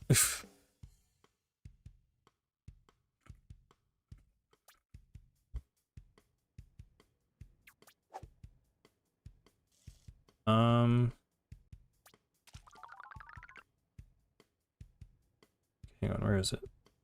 The Splatoon 2 footage is so weird in this too. Like, they just randomly pulled like direct footage. Okay, hang on.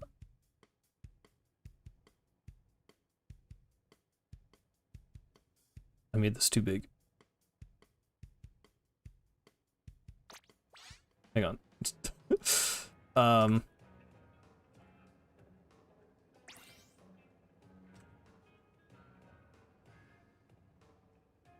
So I know there's like a little bit more footage here where you see them flying in. And then then the first trailer we saw it burst out, but then it starts getting sucked in, which we didn't see before. Oh, you're right. You're right. It is totally pouring rain. Oh, interesting. Okay. Huh. Well, that's cool. It might just be for the cutscene. But that's cool.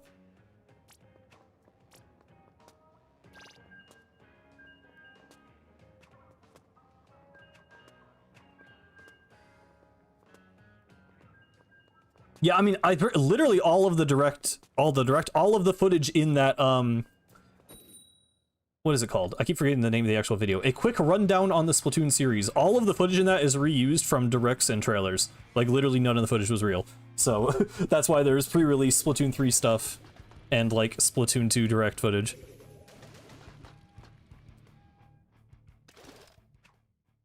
How much of a nerd I gotta be to notice? I mean, that's the kind of people I want in this chat to tell me any of the minute details I may have missed. So, I'm right there with you. There are the yes, true. There are the clouds. We are cloud watching on Cosmic Cloud. Can you die? You've 1 HP. Please stop running away. I want you to die. I'm gonna die. Okay, someone died. As long as someone dies, that's okay. But you also need to die. Okay. I don't know. I'm like.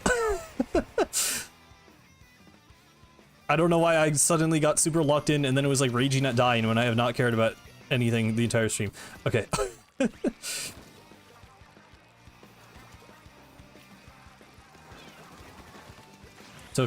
It took 11 years, but rain in Splatoon is real.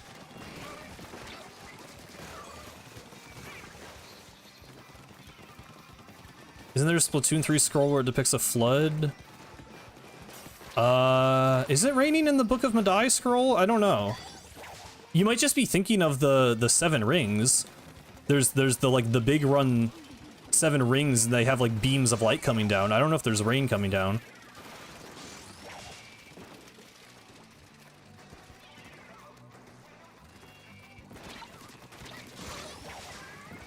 Cosmic Cloud is like if you could buy Cosmic Cove and Cloudy Court.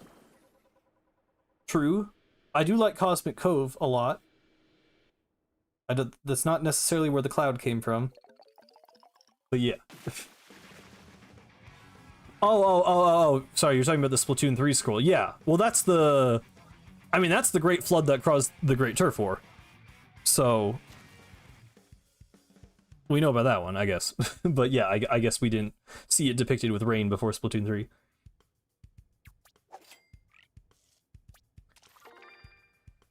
You feel like they just can't swim in the water and that's it? You need to watch the Rassicus water video, because that is not true. They do dissolve in water, it is canon.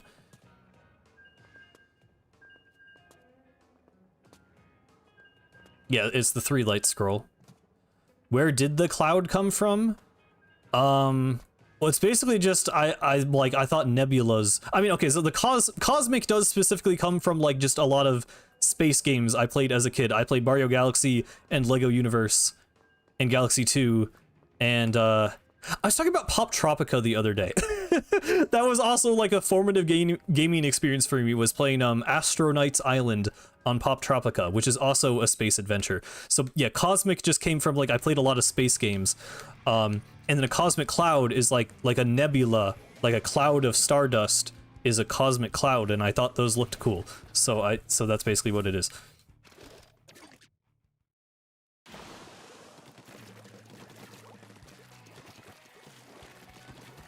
I would not say I ever wanted to be an astronomer. I've always liked space as like an aesthetic for art and video games more than I've actually cared about like the scientific exploration of space.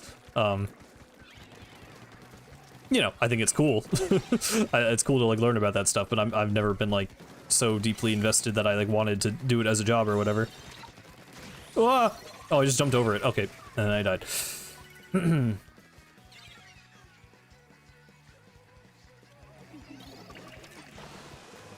My name coming from me making a Minecraft account when I was 9 years old. Yeah, well, because for the longest time, my name, I've said this before, my name was just literally Epic and my initials. Like, it was just Epic and my 3 initials. And I literally just hit a point in middle school where I'm like, okay, this needs to change. Like, I literally just had a conscious, like, I had to sit down, I'm like, I'm thinking of a new username. So then I made Cosmic Cloud.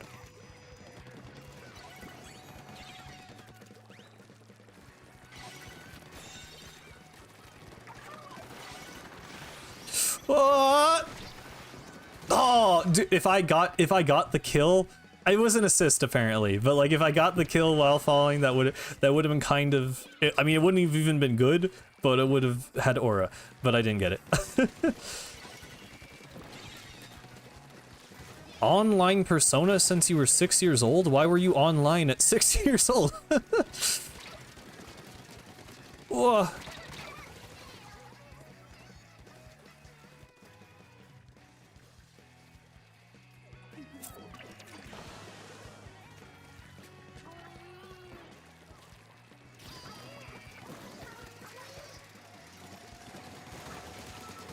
Sure, okay, holy fall off.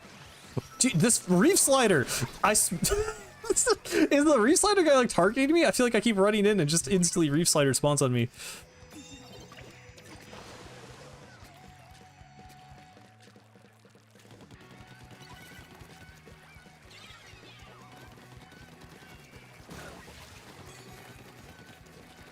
Yeah, I don't know, I am kind of full. I mean, I wouldn't say like a full boomer opinion, but like I do not think people should have like internet access until they're 13, at least, honestly. I feel like that's what a lot of Gen Z people feel. I feel like there's this weird like middle ground of like millennials who raise their kids like giving them iPads at like 3 years old, and then Gen Z is gonna like, you know, maybe not do that. That might be a little too hopeful, but like, I don't know. I feel like I've seen it widely expressed as an opinion from people my age that like kids should not have technology at a super young age, and I feel like a lot of Gen Alpha already did have technology at a super young age. So like, I don't know. I'm sure people, obviously there's always going to be a variety of how people are raised and people's own opinions on it, but like, I hope we can kind of go back to like at least how Gen Z was raised, where most of us didn't have like much internet until like 13-ish. Yeah, because no one wants to have an iPad baby or be an iPad baby, right?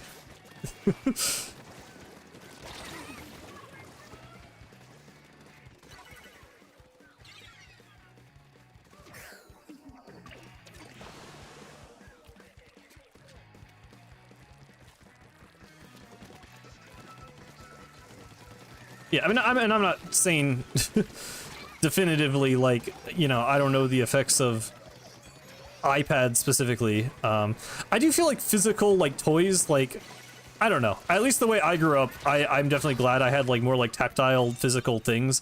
And not that you can't combine those with an iPad. Like, I understand having an infinite entertainment device when, you know, your baby is crying is, like, probably a useful tool. Like, I get why that happens. But yeah, I'm more concerned with like internet access at like age 9 than I am with iPads at age 4, to be honest. I think that's more of a formative like issue.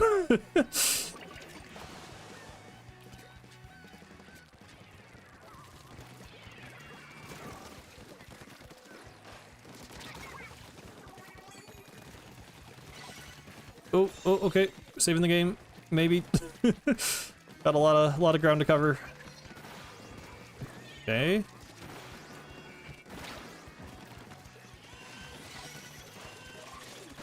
Okay, he reef-slidered.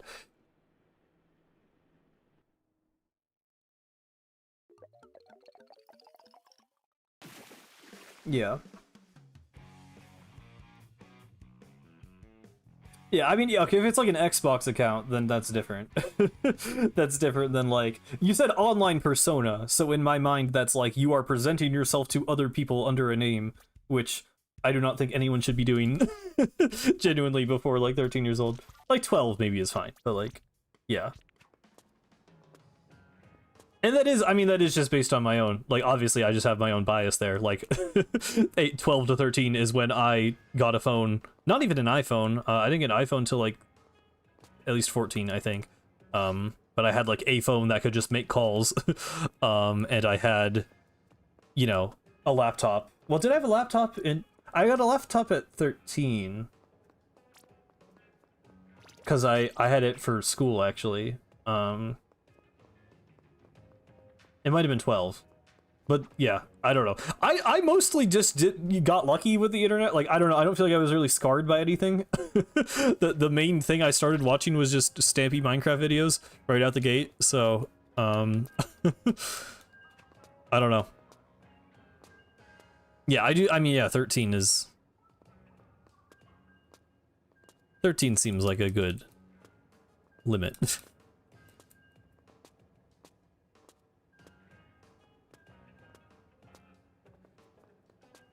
Do you like using bow? No. Not at all, to be honest. It might be my least favorite Splatoon weapon class.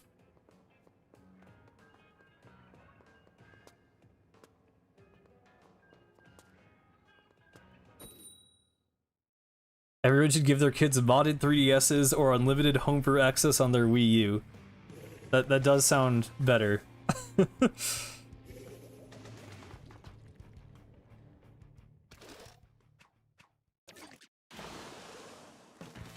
Yeah. Well, I mean, 8 is an adult in side order, but yeah, they're the first character at their introduction to presumably be an adult, which is cool.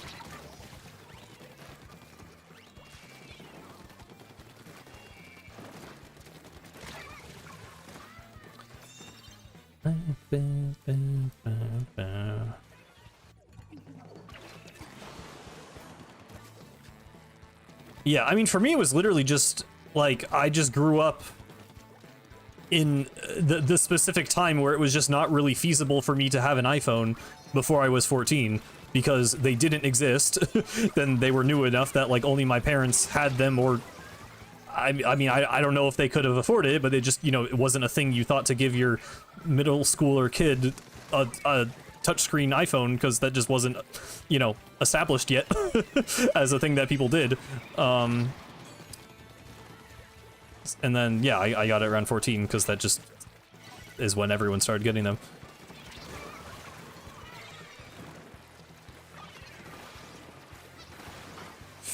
I'm gonna die. Oh yeah, I remember I had an MLG soundboard app on my phone. I just like play. It seems so annoying in retrospect. I think I was like, maybe not insufferable. Looking back on my, I mean, it's not like there's like anyone who looks back on their middle schooler self and doesn't cringe. I guess I'm not special in this case, but like, yeah, it was, it was pretty cringe.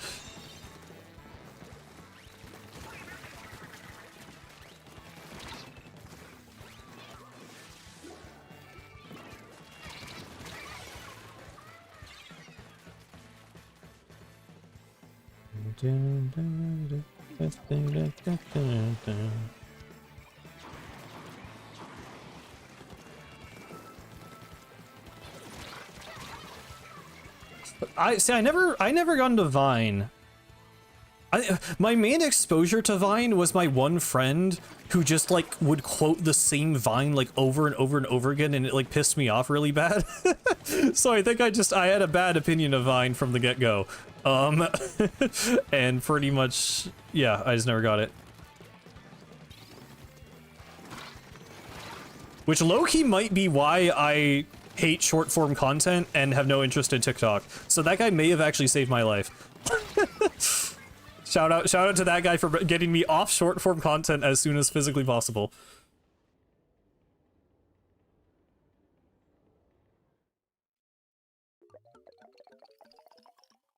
I used to watch Yandere Simulator videos. Yeah, I don't think I watched anything like, I don't know. If I did watch anything that was like actually super embarrassing and cringe, I probably wouldn't admit it. But genuinely nothing is really coming to mind right now at that young age, at least.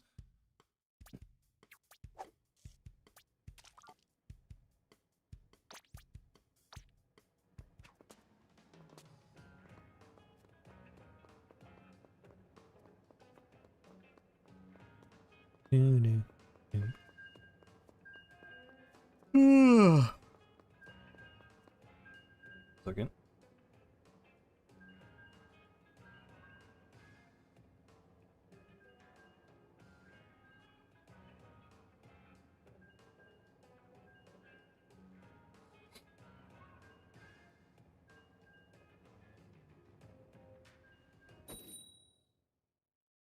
Like watching my 1 hour long comfort videos, not 10-second long slop, yeah. My thing with shorts is still like, it's not even the, I mean, it is the, you know, the fact that they're just a lot less substantial and they're very forgettable and very limiting in the format just because you're watching something that's so short. I hate vertical video, just always I hate vertical video so much. But it's also the idea of it being like force-fed to you.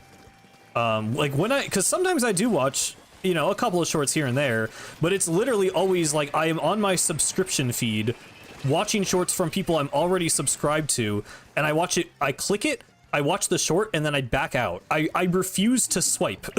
I refuse to swipe from one short to the next. I want to like decide that I am watching a thing before you start auto-playing it. Like I don't get that as a format at all. I don't get how anyone finds that appealing. It's just so annoying to me, like it drives me insane.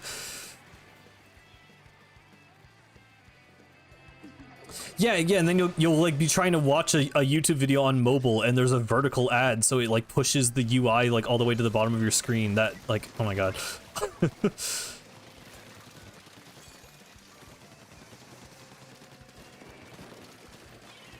Yeah, I mean, I just don't even try to watch shorts on desktop because it's just like, we're going to use 5% of the real estate on the screen and autoplay and like not stop playing, and it's a nightmare. I don't like, I understand mobile first design, like in the sense that like most people are accessing most websites from their mobile phones rather than desktop computers, so you prioritize mobile design. But for a website as big as YouTube, and a website that people do very often watch on desktop or on other devices, like it is crazy to me just how awful the Shorts UI is on desktop. Like they just don't even try to make it usable.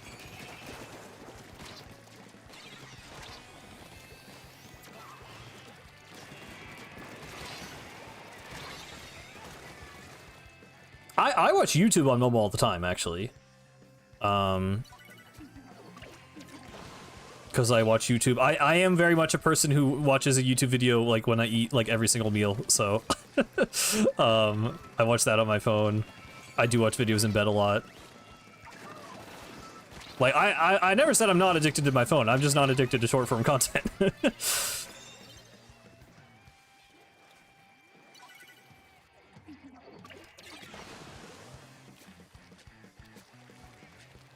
I somehow, I don't know why I didn't like think to do this until like somewhat recently, but just a few weeks ago I got the like an extension to add more videos to every row on YouTube, because for some reason with like every update to YouTube they make it so there's like less and less videos.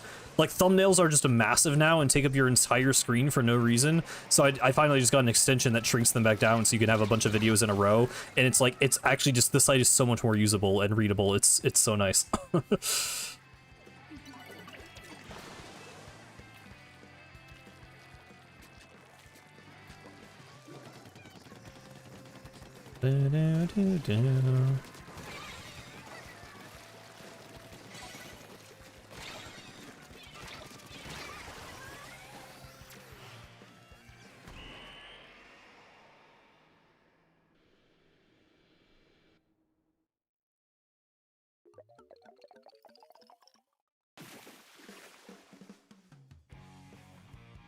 Massive hater of the subbox mini algorithm. Yeah, that sucks, dude. It's like, I literally clicked the subscription tab. Why are you trying to feed me videos you think I'll like? I'm telling you what videos I like. They're the ones in my subscription list. Like, yeah, that's annoying. I mean, it's like, in practice, it doesn't drive me that insane, because it's like, a lot of the time it is just like the video I'm looking for anyway. But, like, I can just scroll there, dude. Like, I'm already doing it. Like, I don't know.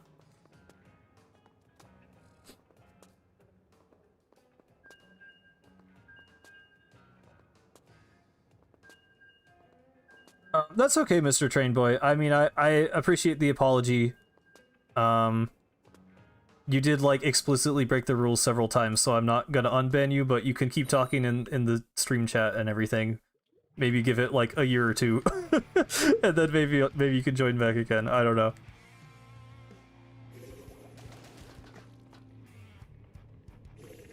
I just like how they moved a lot. Yeah, they've never known what to do with comments on mobile. They moved it like 3 different times. I definitely, I don't like the weird system of like swiping. Like you have to swipe left and right between like chat, live chat, hype for some reason is there. And then there's also like, you know, the stupid AI feature that obviously no one uses. Like that's clunky. I don't like that. I think that is the worst part of mobile YouTube UI right now for me. What even is hype? I should know, considering I am a YouTuber. I think it's like a super like. It's literally just like an algorithm boost that you can decide to give to people. It like specifically benefits smaller creators more, I think. But it's essentially just an algorithm boost. It's just saying you really like a video, and you like spend hype points on it. I honestly don't know, like, how it works exactly.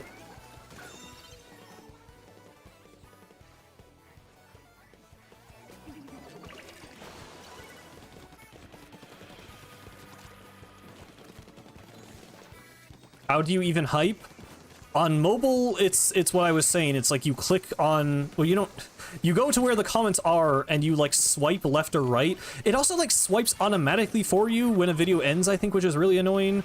Um, but I think you just press the hype button. I think it's like limited somehow. Like you can't just hype every video you watch or you like run out of hype points, I think. I don't do it. I'll be honest. I've never hyped a video, so I always forget it's a feature, so I don't really know how it works. I think it is mobile exclusive, yeah. Ow. 3 hypes per week? Oh, okay.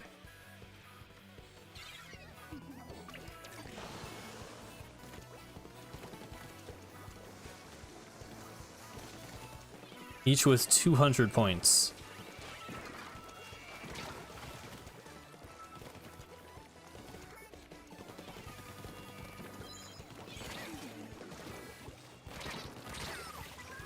Smash that subscribe button, hit that bell, destroy that like button, and eliminate the hype button. Yeah, pretty much.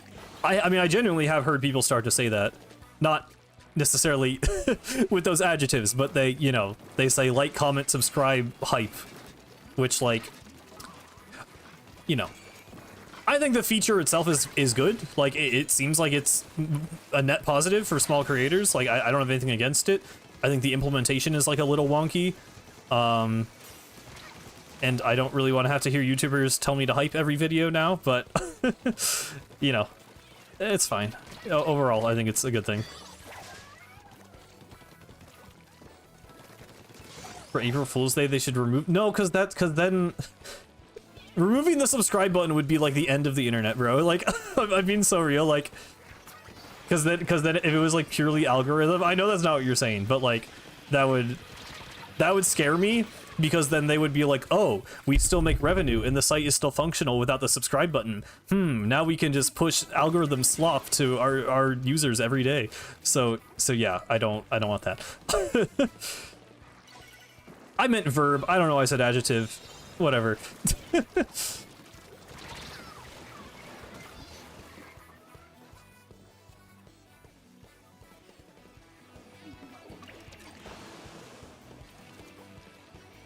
See you, train boy.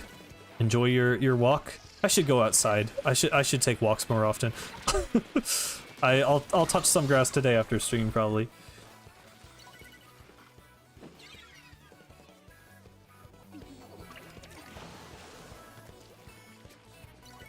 Yeah, I haven't really talked about it in a long time, but yeah, like I never ask people.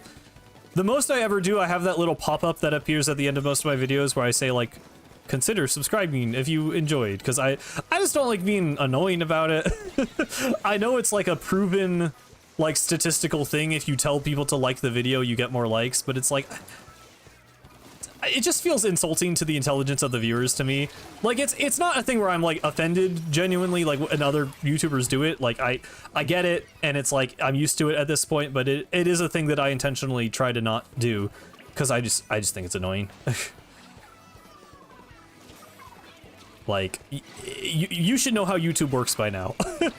If you're not 9 years old on the internet, which means you shouldn't be on the internet, especially not on YouTube anyway, then you should know how YouTube works at this point. Like, it's enough of a daily part of, like, everyone's lives.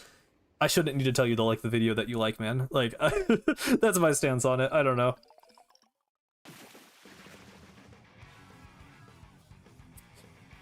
With streaming, I'm weirdly, like, more okay with it, I feel like, because it's like, streaming, you don't really get like passive income. Like, you do have to be more aggressive in like getting the bag when it comes to streaming. Like, I'm a little bit more okay with it there, because it's, you know, you can watch a streamer for a long time and just not even think to sub to them. I feel like on Twitch, because the ads are so bad, people actually do sub, or at least like ask for gifted subs, and then other people gift them subs a lot, just because, you know, the ads are just really, really bad. On YouTube, I mean, I don't even have memberships turned on or anything. The only money I've made from streams is, I turn on ads on the VODs when I'm done streaming, because I think mid-roll ads during live streams are just terrible and ruin the experience. And I don't really make a lot of money from these anyway, so it doesn't really seem worth it. And then sometimes people have been kind enough to super chat, which I always forget is even a thing people can do, and I'm always like jump scared when it happens. But yeah, is that 3 Pokemon and a guy named Rat Eater on the other team? Okay.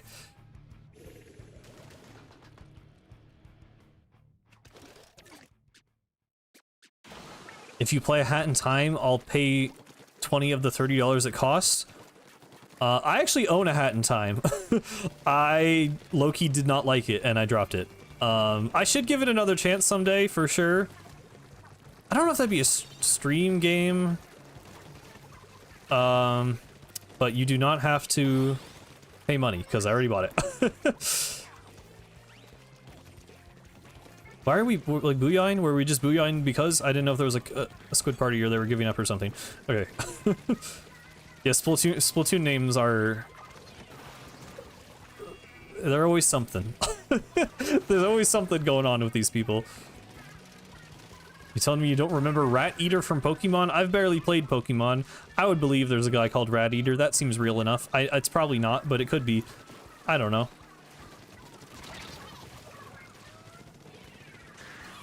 That'd be something in like Gen 2. There would be like the NPC that eats Rattatas, and he's like, they call me the Rat Eater.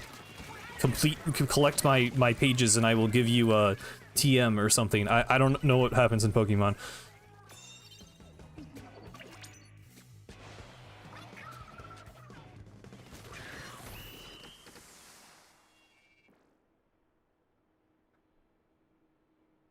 Yeah, I've seen things like that.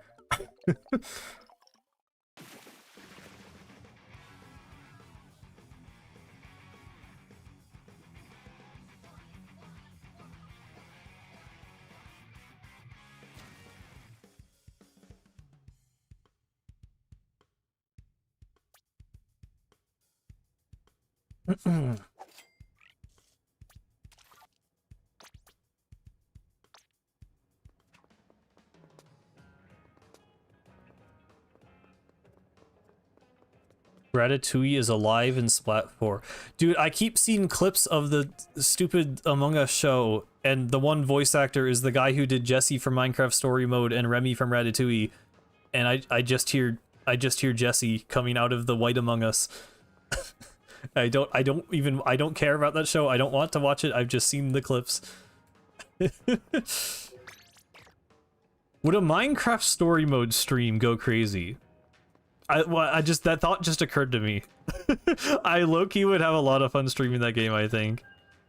Yeah, he's in the Among Us show. I feel like more people know him from Jesse. It's probably not really, but like the internet would lead me to think more people know him from Jesse Minecraft Story Mode than Remy Ratatouille, which is very funny to me. Do you even have it? I have episode 1 on Wii U. I would have to like pirate it, right? Because it's not available anymore. What happened? Well, okay, so I thought Telltale went bankrupt like 3 different times, and then at Summer Games Fest they were like Wolf Among Us Telltale game. I'm like, wait, what? So I don't understand. Is it just Minecraft Story Mode that went off all the stores?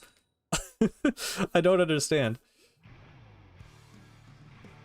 Oh, there. Wow, there's a couple name, like we were just talking about. You got it included with your Xbox One? They did Minecraft Story Mode bundles? Was Xbox One that desperate?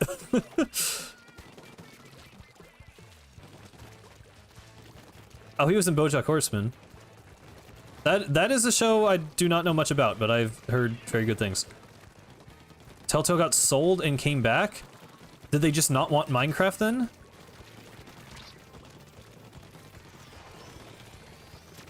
It was both Minecraft and Minecraft Story Mode. Oh, okay. That makes a little more sense. Although, it's still kind of funny, but yeah. Oh my god.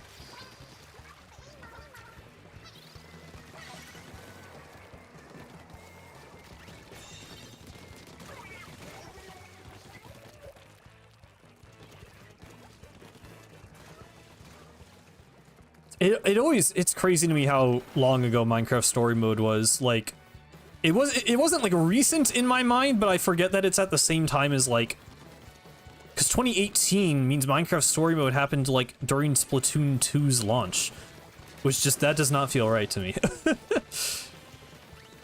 Why do I not booyah the booyah bomb? If there was one recently, I just didn't notice it. Sometimes I intentionally don't do it because it gives away your position with a little stream of light. Chances are if it's happening on stream, I'm just not paying attention.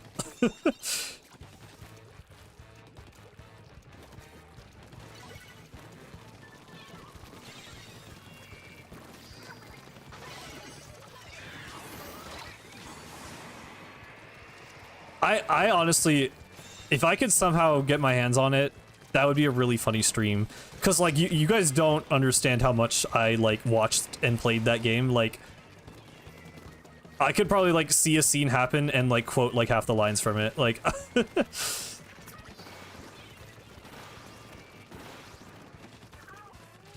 what was my favorite Minecraft Story Mode episode?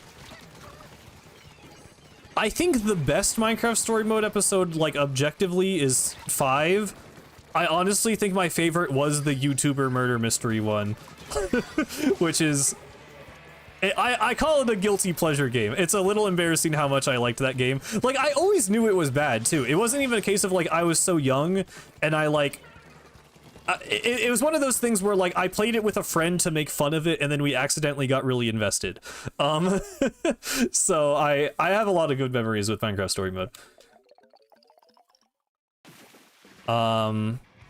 The Redstone computer evil AI was pretty good. I think that's 7? Because 5 is the Sky Island, 6 is Murder Mystery, 7 is Evil AI, and 8 is the PvP one, right?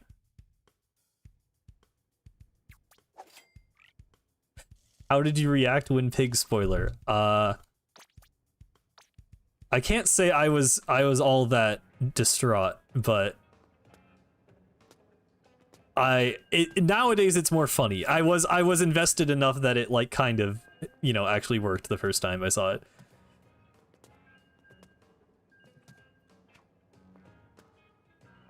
I don't know, I mean, yeah. I don't like spoiling things, even if they're stupid Minecraft Story Mode spoilers. I was trying not to spoil it, but yeah. I don't care. I mean, the turning into the... yeah.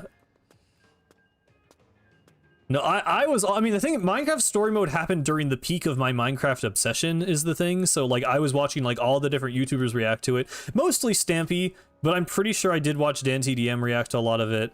And then, I mean, that's like, I started watching Stampy play it. And then me and my friend started playing. I think I basically watched episodes 1 through 4 and then played them with a friend, and then we played 5 through 8 blind, I think is how it happened.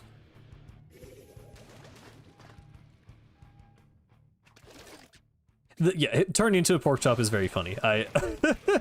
Like, the like lore person inside of me, like, wants to say that, like, it does kind of work in the context of the scene because they're abiding by, like, the rules of the universe, and, like, he should turn into a pork chop, but, like, also, yeah, dude, it's like, yeah, it's fucking stupid and takes all of the weight out of the scene, like, 100%. So I don't know.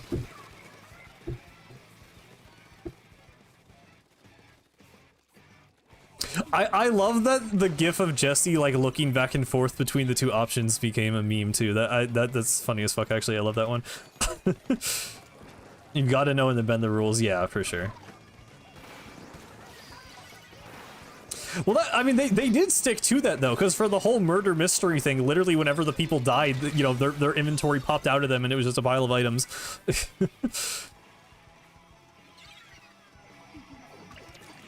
Well, Season 2 is garbage. Season 2 sucks so bad. That one is like... I have no nostalgia or anything for that one. It was just bad. Who's your favorite character? In episodes 1 through 4, maybe like Lucas. In episodes 5 through 8, definitely Ivor. Ivor kind of carries the game in the later episodes. I don't think... I don't know. I guess I don't really follow the opinions of Minecraft Story Mode fandom. I think most people agree Season 2 is a lot worse than 1, though. I would imagine. I love how they made fake YouTubers. Well, that was the thing. I was stupid enough to not realize that the villain of the murder mystery was one of the fake YouTubers. Like, I genuinely... Because I hadn't heard... Like, I had never heard of LD Shadow Lady. Actually, just her. I'd heard of all the rest of them. But I never heard of LD Shadow Lady, so I'm like, oh, there's this weird, like, Cassidy person with cats. I don't know, that sounds like a real YouTuber. So I genuinely, like, because the second you realize she's the fake YouTuber, then the whole twist is spoiled. But I genuinely believed it up to the point of, like, the reveal. So, like, it totally worked for me.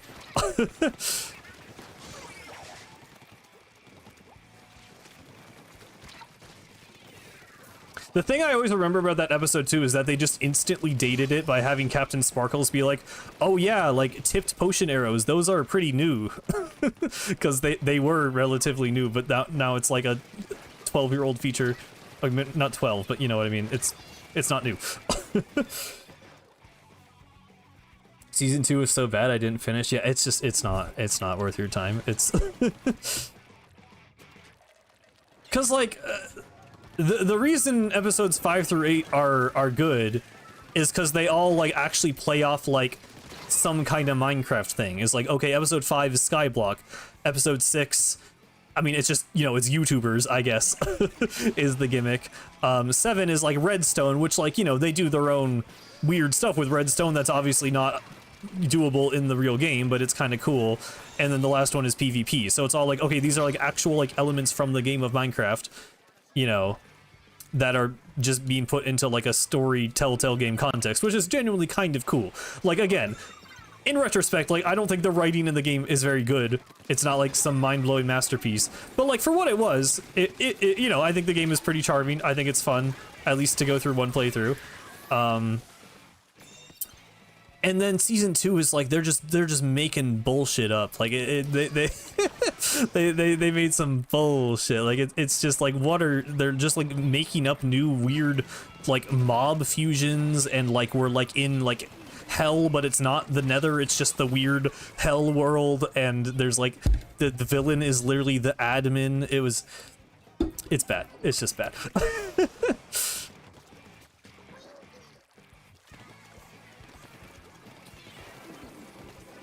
I remember having the demo on my Wii U, so my first experience actually experiencing the rest of the story was the Netflix adaptation. See, I'm a purist where I'm like, I need my QTEs. The Netflix version is not the real version of the game, because I need, even though there's like barely any gameplay, I need the little gameplay that is there. So I don't like the idea of playing it on Netflix, but it is funny that that was an option.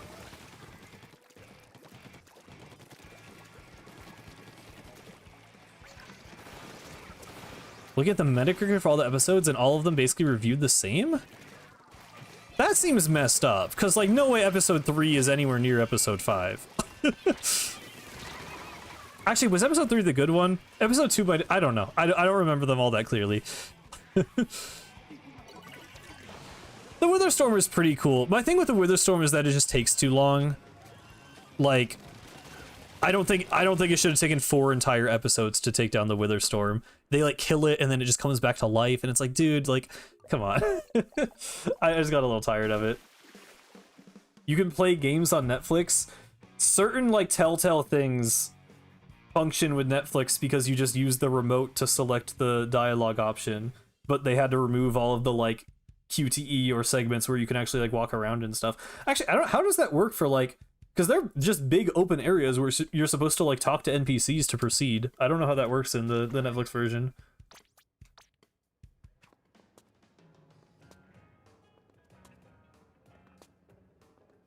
Do you think Sea of Sorrow will be at Xbox? If it wasn't at Summer Games Fest, I don't know why it would be at Xbox. I don't feel like they have any specific ties to Microsoft. I think they'll just announce it later, whenever they want to on their own.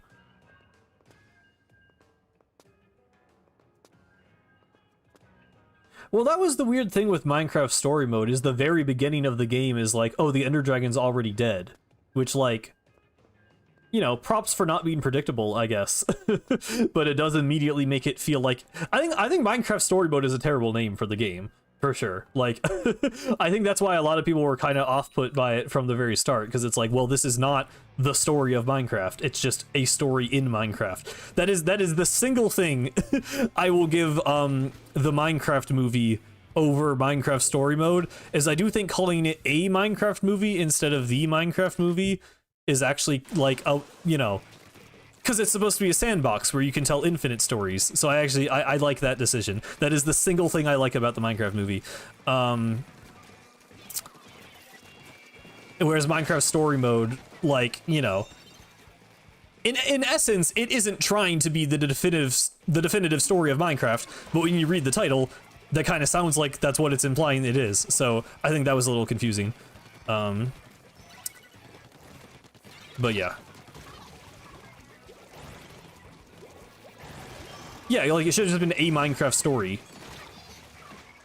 Or, like, even just, like, Minecraft, a Telltale experience or something. Like, it should not have been called Minecraft story mode, so.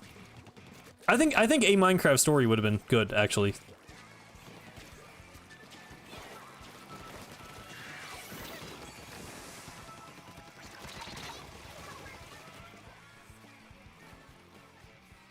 What about a Minecraft movie squared? I have no thoughts. I will not be watching. I just genuinely don't care.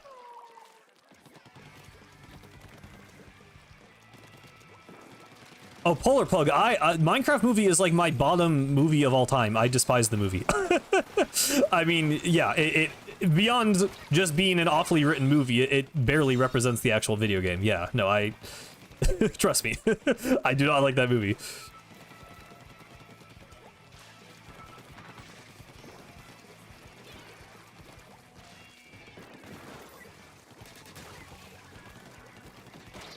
I don't really have thoughts on dungeons.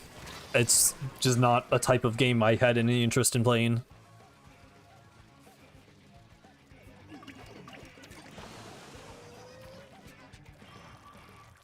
No, I did not like the Piglin talent show. What do you... I don't know. I would be shocked to find out anyone above the age of 10 did like the Piglin talent show.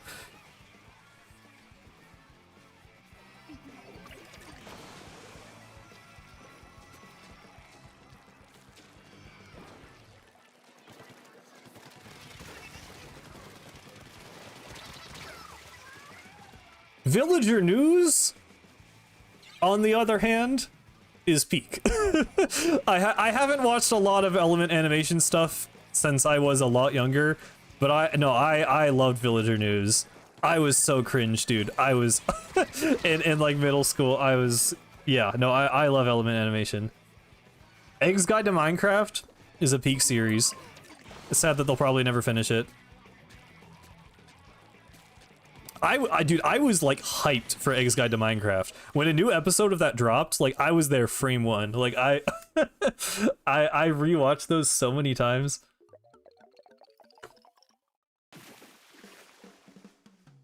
Yeah, it's cool that they work with Mojang so much now. I don't like the style.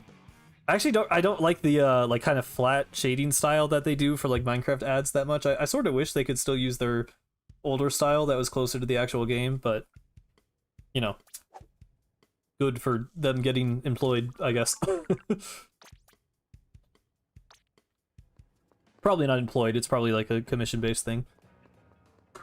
Still cool though. I guess that's sort of employment. I don't know what you call it. They got hired by Mojang to make a bunch of stuff.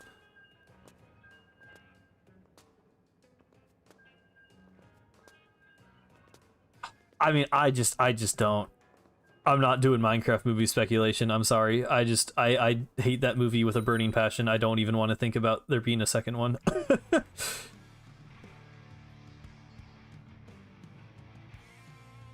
I'm sure someone has made a texture pack of it. I would have to imagine. I mean, it basically just looks like was it just called plastic? Or there was the one texture pack called OCD. That I know a ton of YouTubers used early on. That name probably wouldn't be the best thing to call it today. But that one was really popular. I know my friend always used Faithful. I always thought Faithful looked really ugly. That's the one just like doubles the pixel count of all the textures. I was never a fan of that. You don't have to apologize, Polar Pug. I just yeah, I have nothing to add to that conversation. It's a me problem. Well, no, I mean the movie sucks. It's the movie's problem, but you're fine. You're good.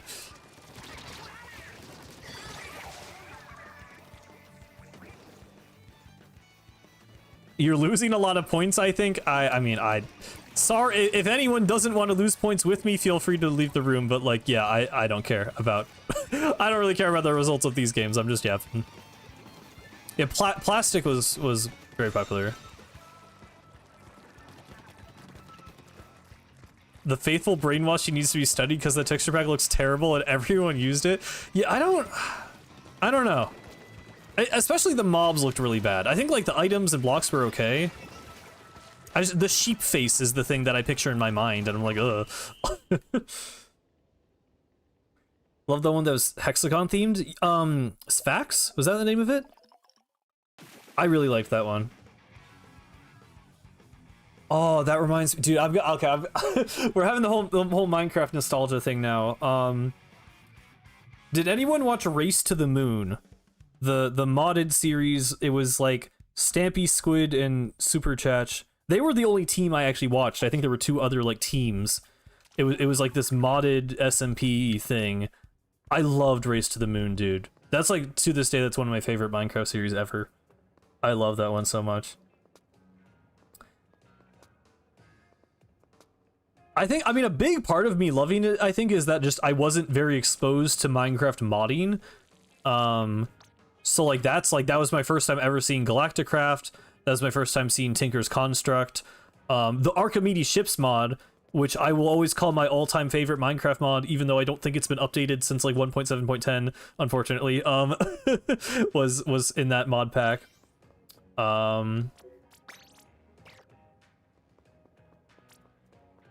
God, yeah. Oh, and they did Book Ball. There was the Mist.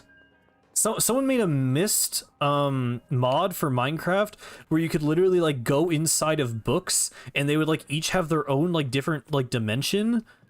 Which by itself was like a really cool mod already, which I'm surprised, like it was actually really similar to that one April Fool's Day thing they officially did with Minecraft where you had all the different dimensions. But then the way the mod worked, if you took the book off of the like pedestal, it just became like an entity on the ground that you could push around. So they made a like soccer field and called it Book Ball, and they made a mini game where you just kicked around the book.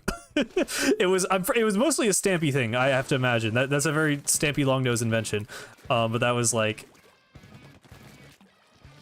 I don't know. I'm just like remembering specific parts of the series now, but it was very cool.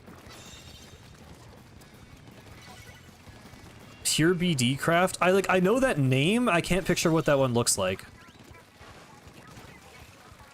If you showed it to me, I would probably recognize it.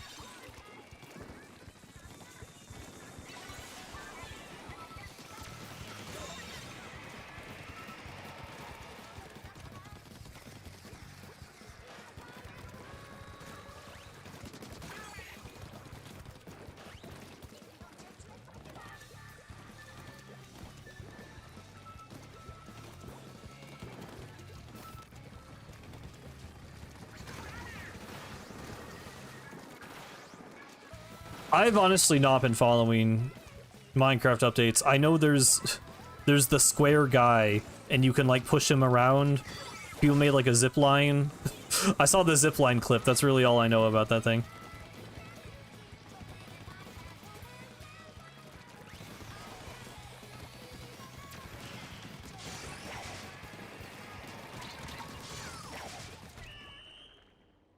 I mean, it seems cool. It seems like an actual versatile mechanic, which is what I've wanted from the game for a while. Not that I don't think it's getting me back on Minecraft for a substantial amount of time, but it seems cool.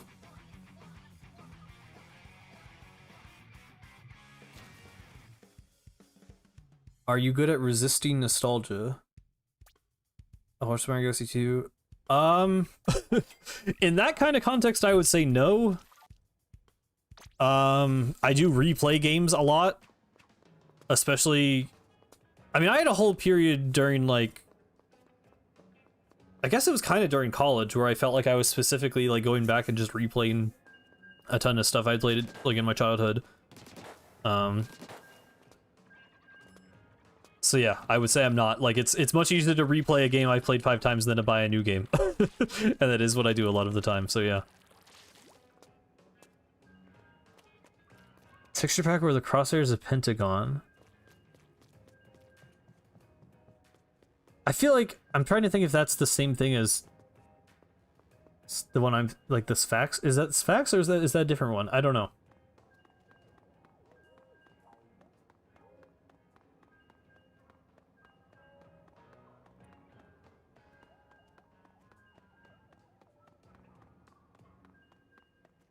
Okay, yeah. I know that one. The reason, so that's the one Squid used in Race to the Moon, which is why I was that was the connection in my brain there. So that's why that one is nostalgic for me. I never really used it. I just watched other people use it basically, but yeah.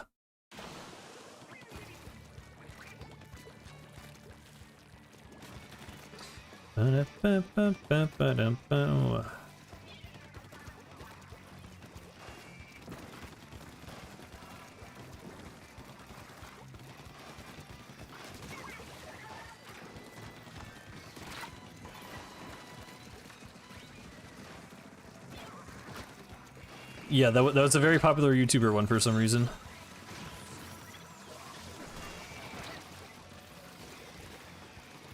I remember I used to just download random texture packs and then just like go through like a creative inventory and just like place a bunch of random stuff and look at it.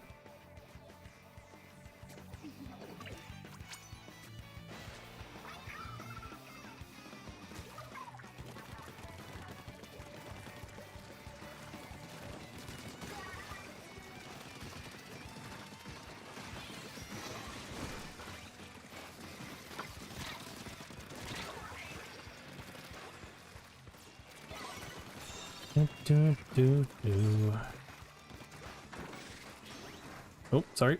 Whoa. My bad. I clicked the... There we go. Well, I thought I died. I'm sorry. My brain just like... I was like, oh, I'm still on the, like, the desktop scene. I should switch back to my Switch scene. Why does my desktop scene have my Switch gameplay? I messed up something in my OBS, and then I thought I died in the game, so I was standing still. That is what just happened.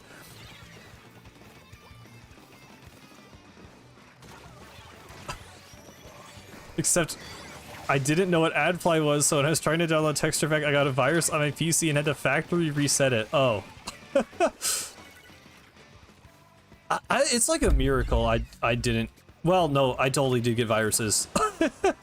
I somehow got rid of them, though. I don't know. The only, like, significant virus I ever remember getting was on, like, a school laptop, and I just, like, moved the virus into my trash, and it worked. And it got rid of it. So, like, I don't understand how that worked, or how I got away with that. But... yeah, I don't know. I feel like I have downloaded lots of things that are, like... I've just downloaded enough things that you think I would have clicked a link at some point that I shouldn't have, but I don't really feel like I have.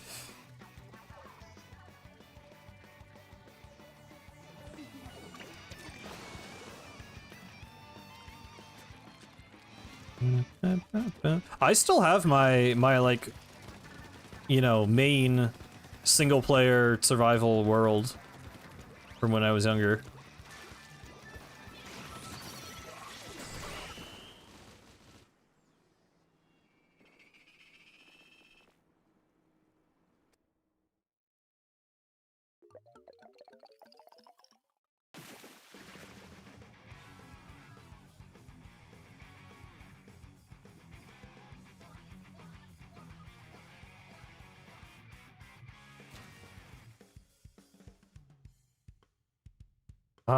I could do a stream of that, I guess.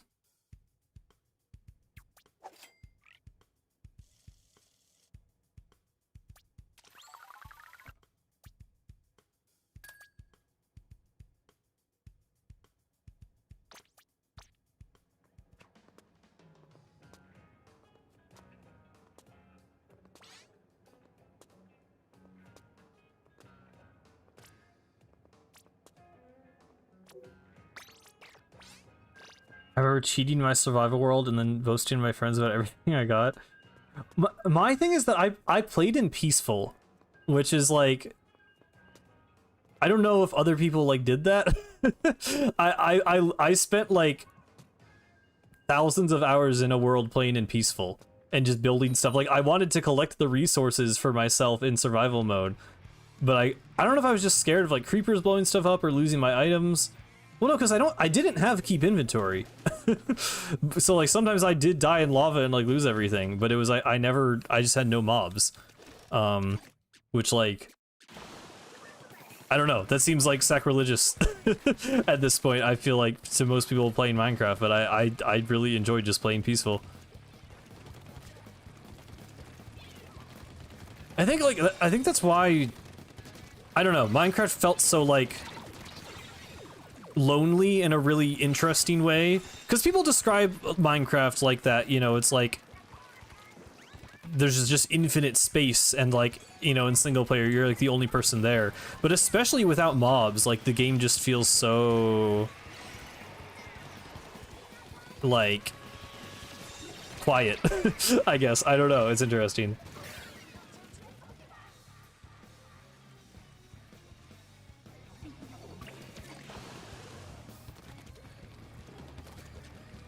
Okay, but Minecraft totally is a quiet sadness type game, though. I mean, come on. If any game is, I feel like that's like... I don't feel like I've seen a proper...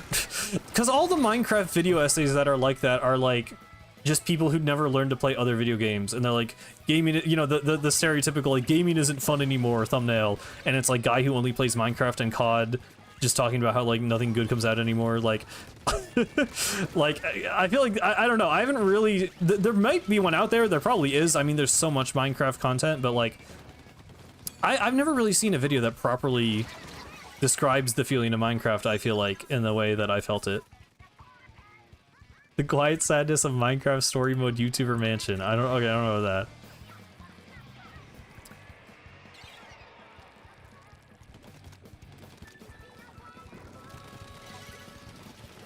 Hello, Squandalious Scoundrel. Thank you. I hope you have a good day as well. Welcome to the stream. Yeah, the ARG stuff though is like not what I mean though. Like, it's a different feeling, like making an intentional story out of it versus just how it actually is in the game. Like, the quiet sadness of peaceful mode, really, like genuinely though, I think. I don't know.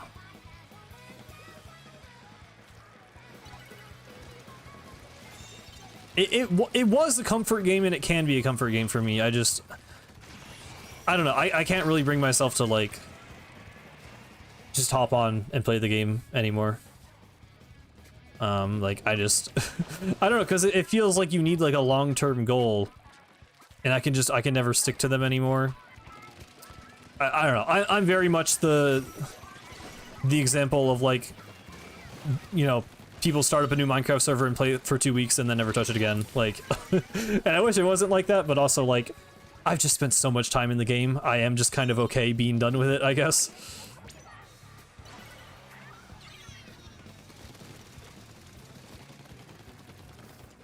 The demure essence of... Okay, we're not reading that one.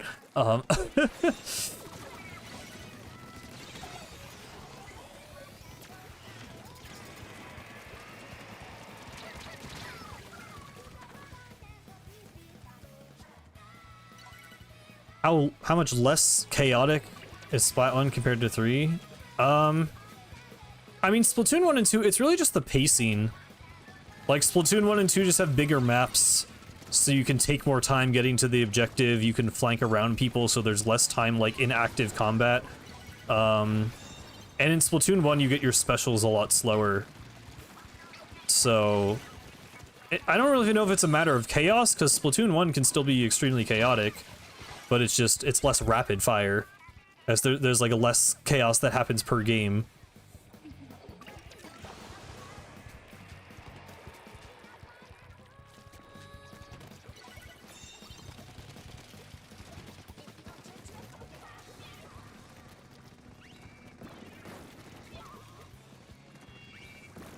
I mean, Minecraft is a comfort game for a lot of people. I don't think it's weird at all.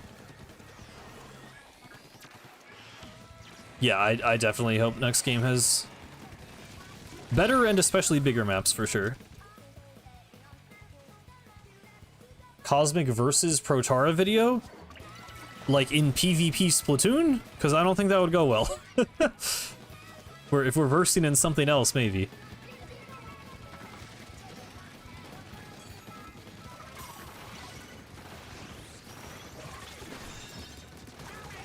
Oh, the overtime. The overtime. The overtime aura. The overtime aura. Okay, we need to kill that guy.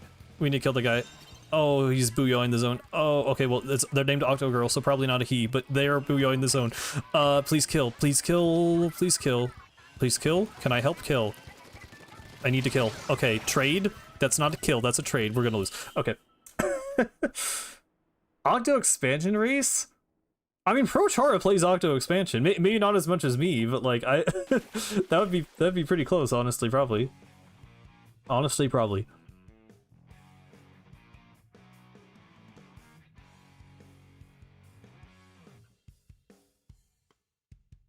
Realize I enjoy creative a lot more than survival. I do, depending on just like my mood, honestly. Been remaking Deltarune maps in Minecraft, that's cool. Yeah, the main thing I care about with Minecraft at this point is just remaking other games in Minecraft. Like, I was following that Breath of the Wild in Minecraft project by Grazi for a long time. I mean, from the start until the end of it, I guess. And obviously I did my Splatoon thing that I'd never finished, that I would like to finish someday.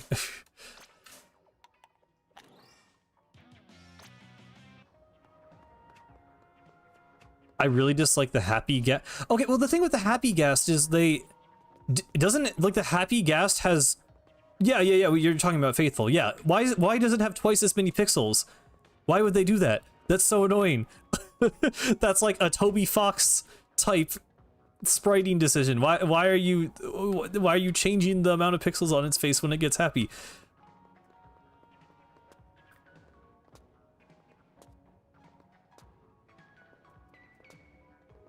Try to beat all 5 Splatoon campaigns as fast as you can. I mean, maybe if I practice some like actual speedrunning techniques, but if I just did that with my current skill and knowledge level, that would be a very, very long stream. Is there a big run? There's not a big run right now.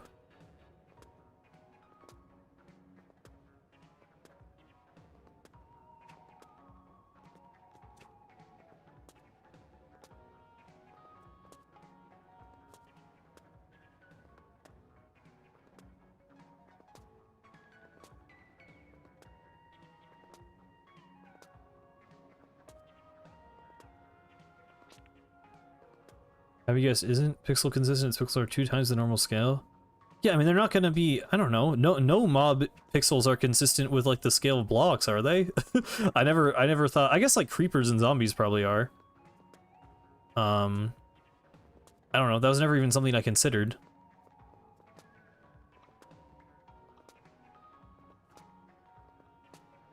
Anytime I see Nintendo post the Salmon codes, I get jump scared thinking it's Raiders. Yeah. I don't even know. I'm just walking in circles right now. I'm considering maybe ending the stream because it's been about 3 hours and we're kind of is Big Run announced? It's not announced in game. Let me just get this really quick.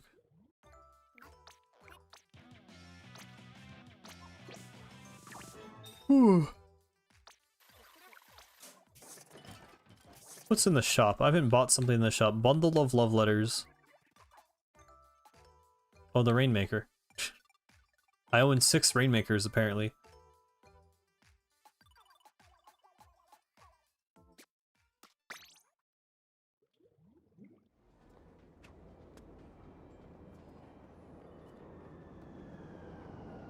Alright, I think I will wrap things up soon. Oh, right, I was going to, I think Arden is streaming. I was gonna like send you guys over there. I didn't set up the redirect. Well, I think Arden would have to have it set up. But yeah, You guys should, here, let me, that's how we'll do this.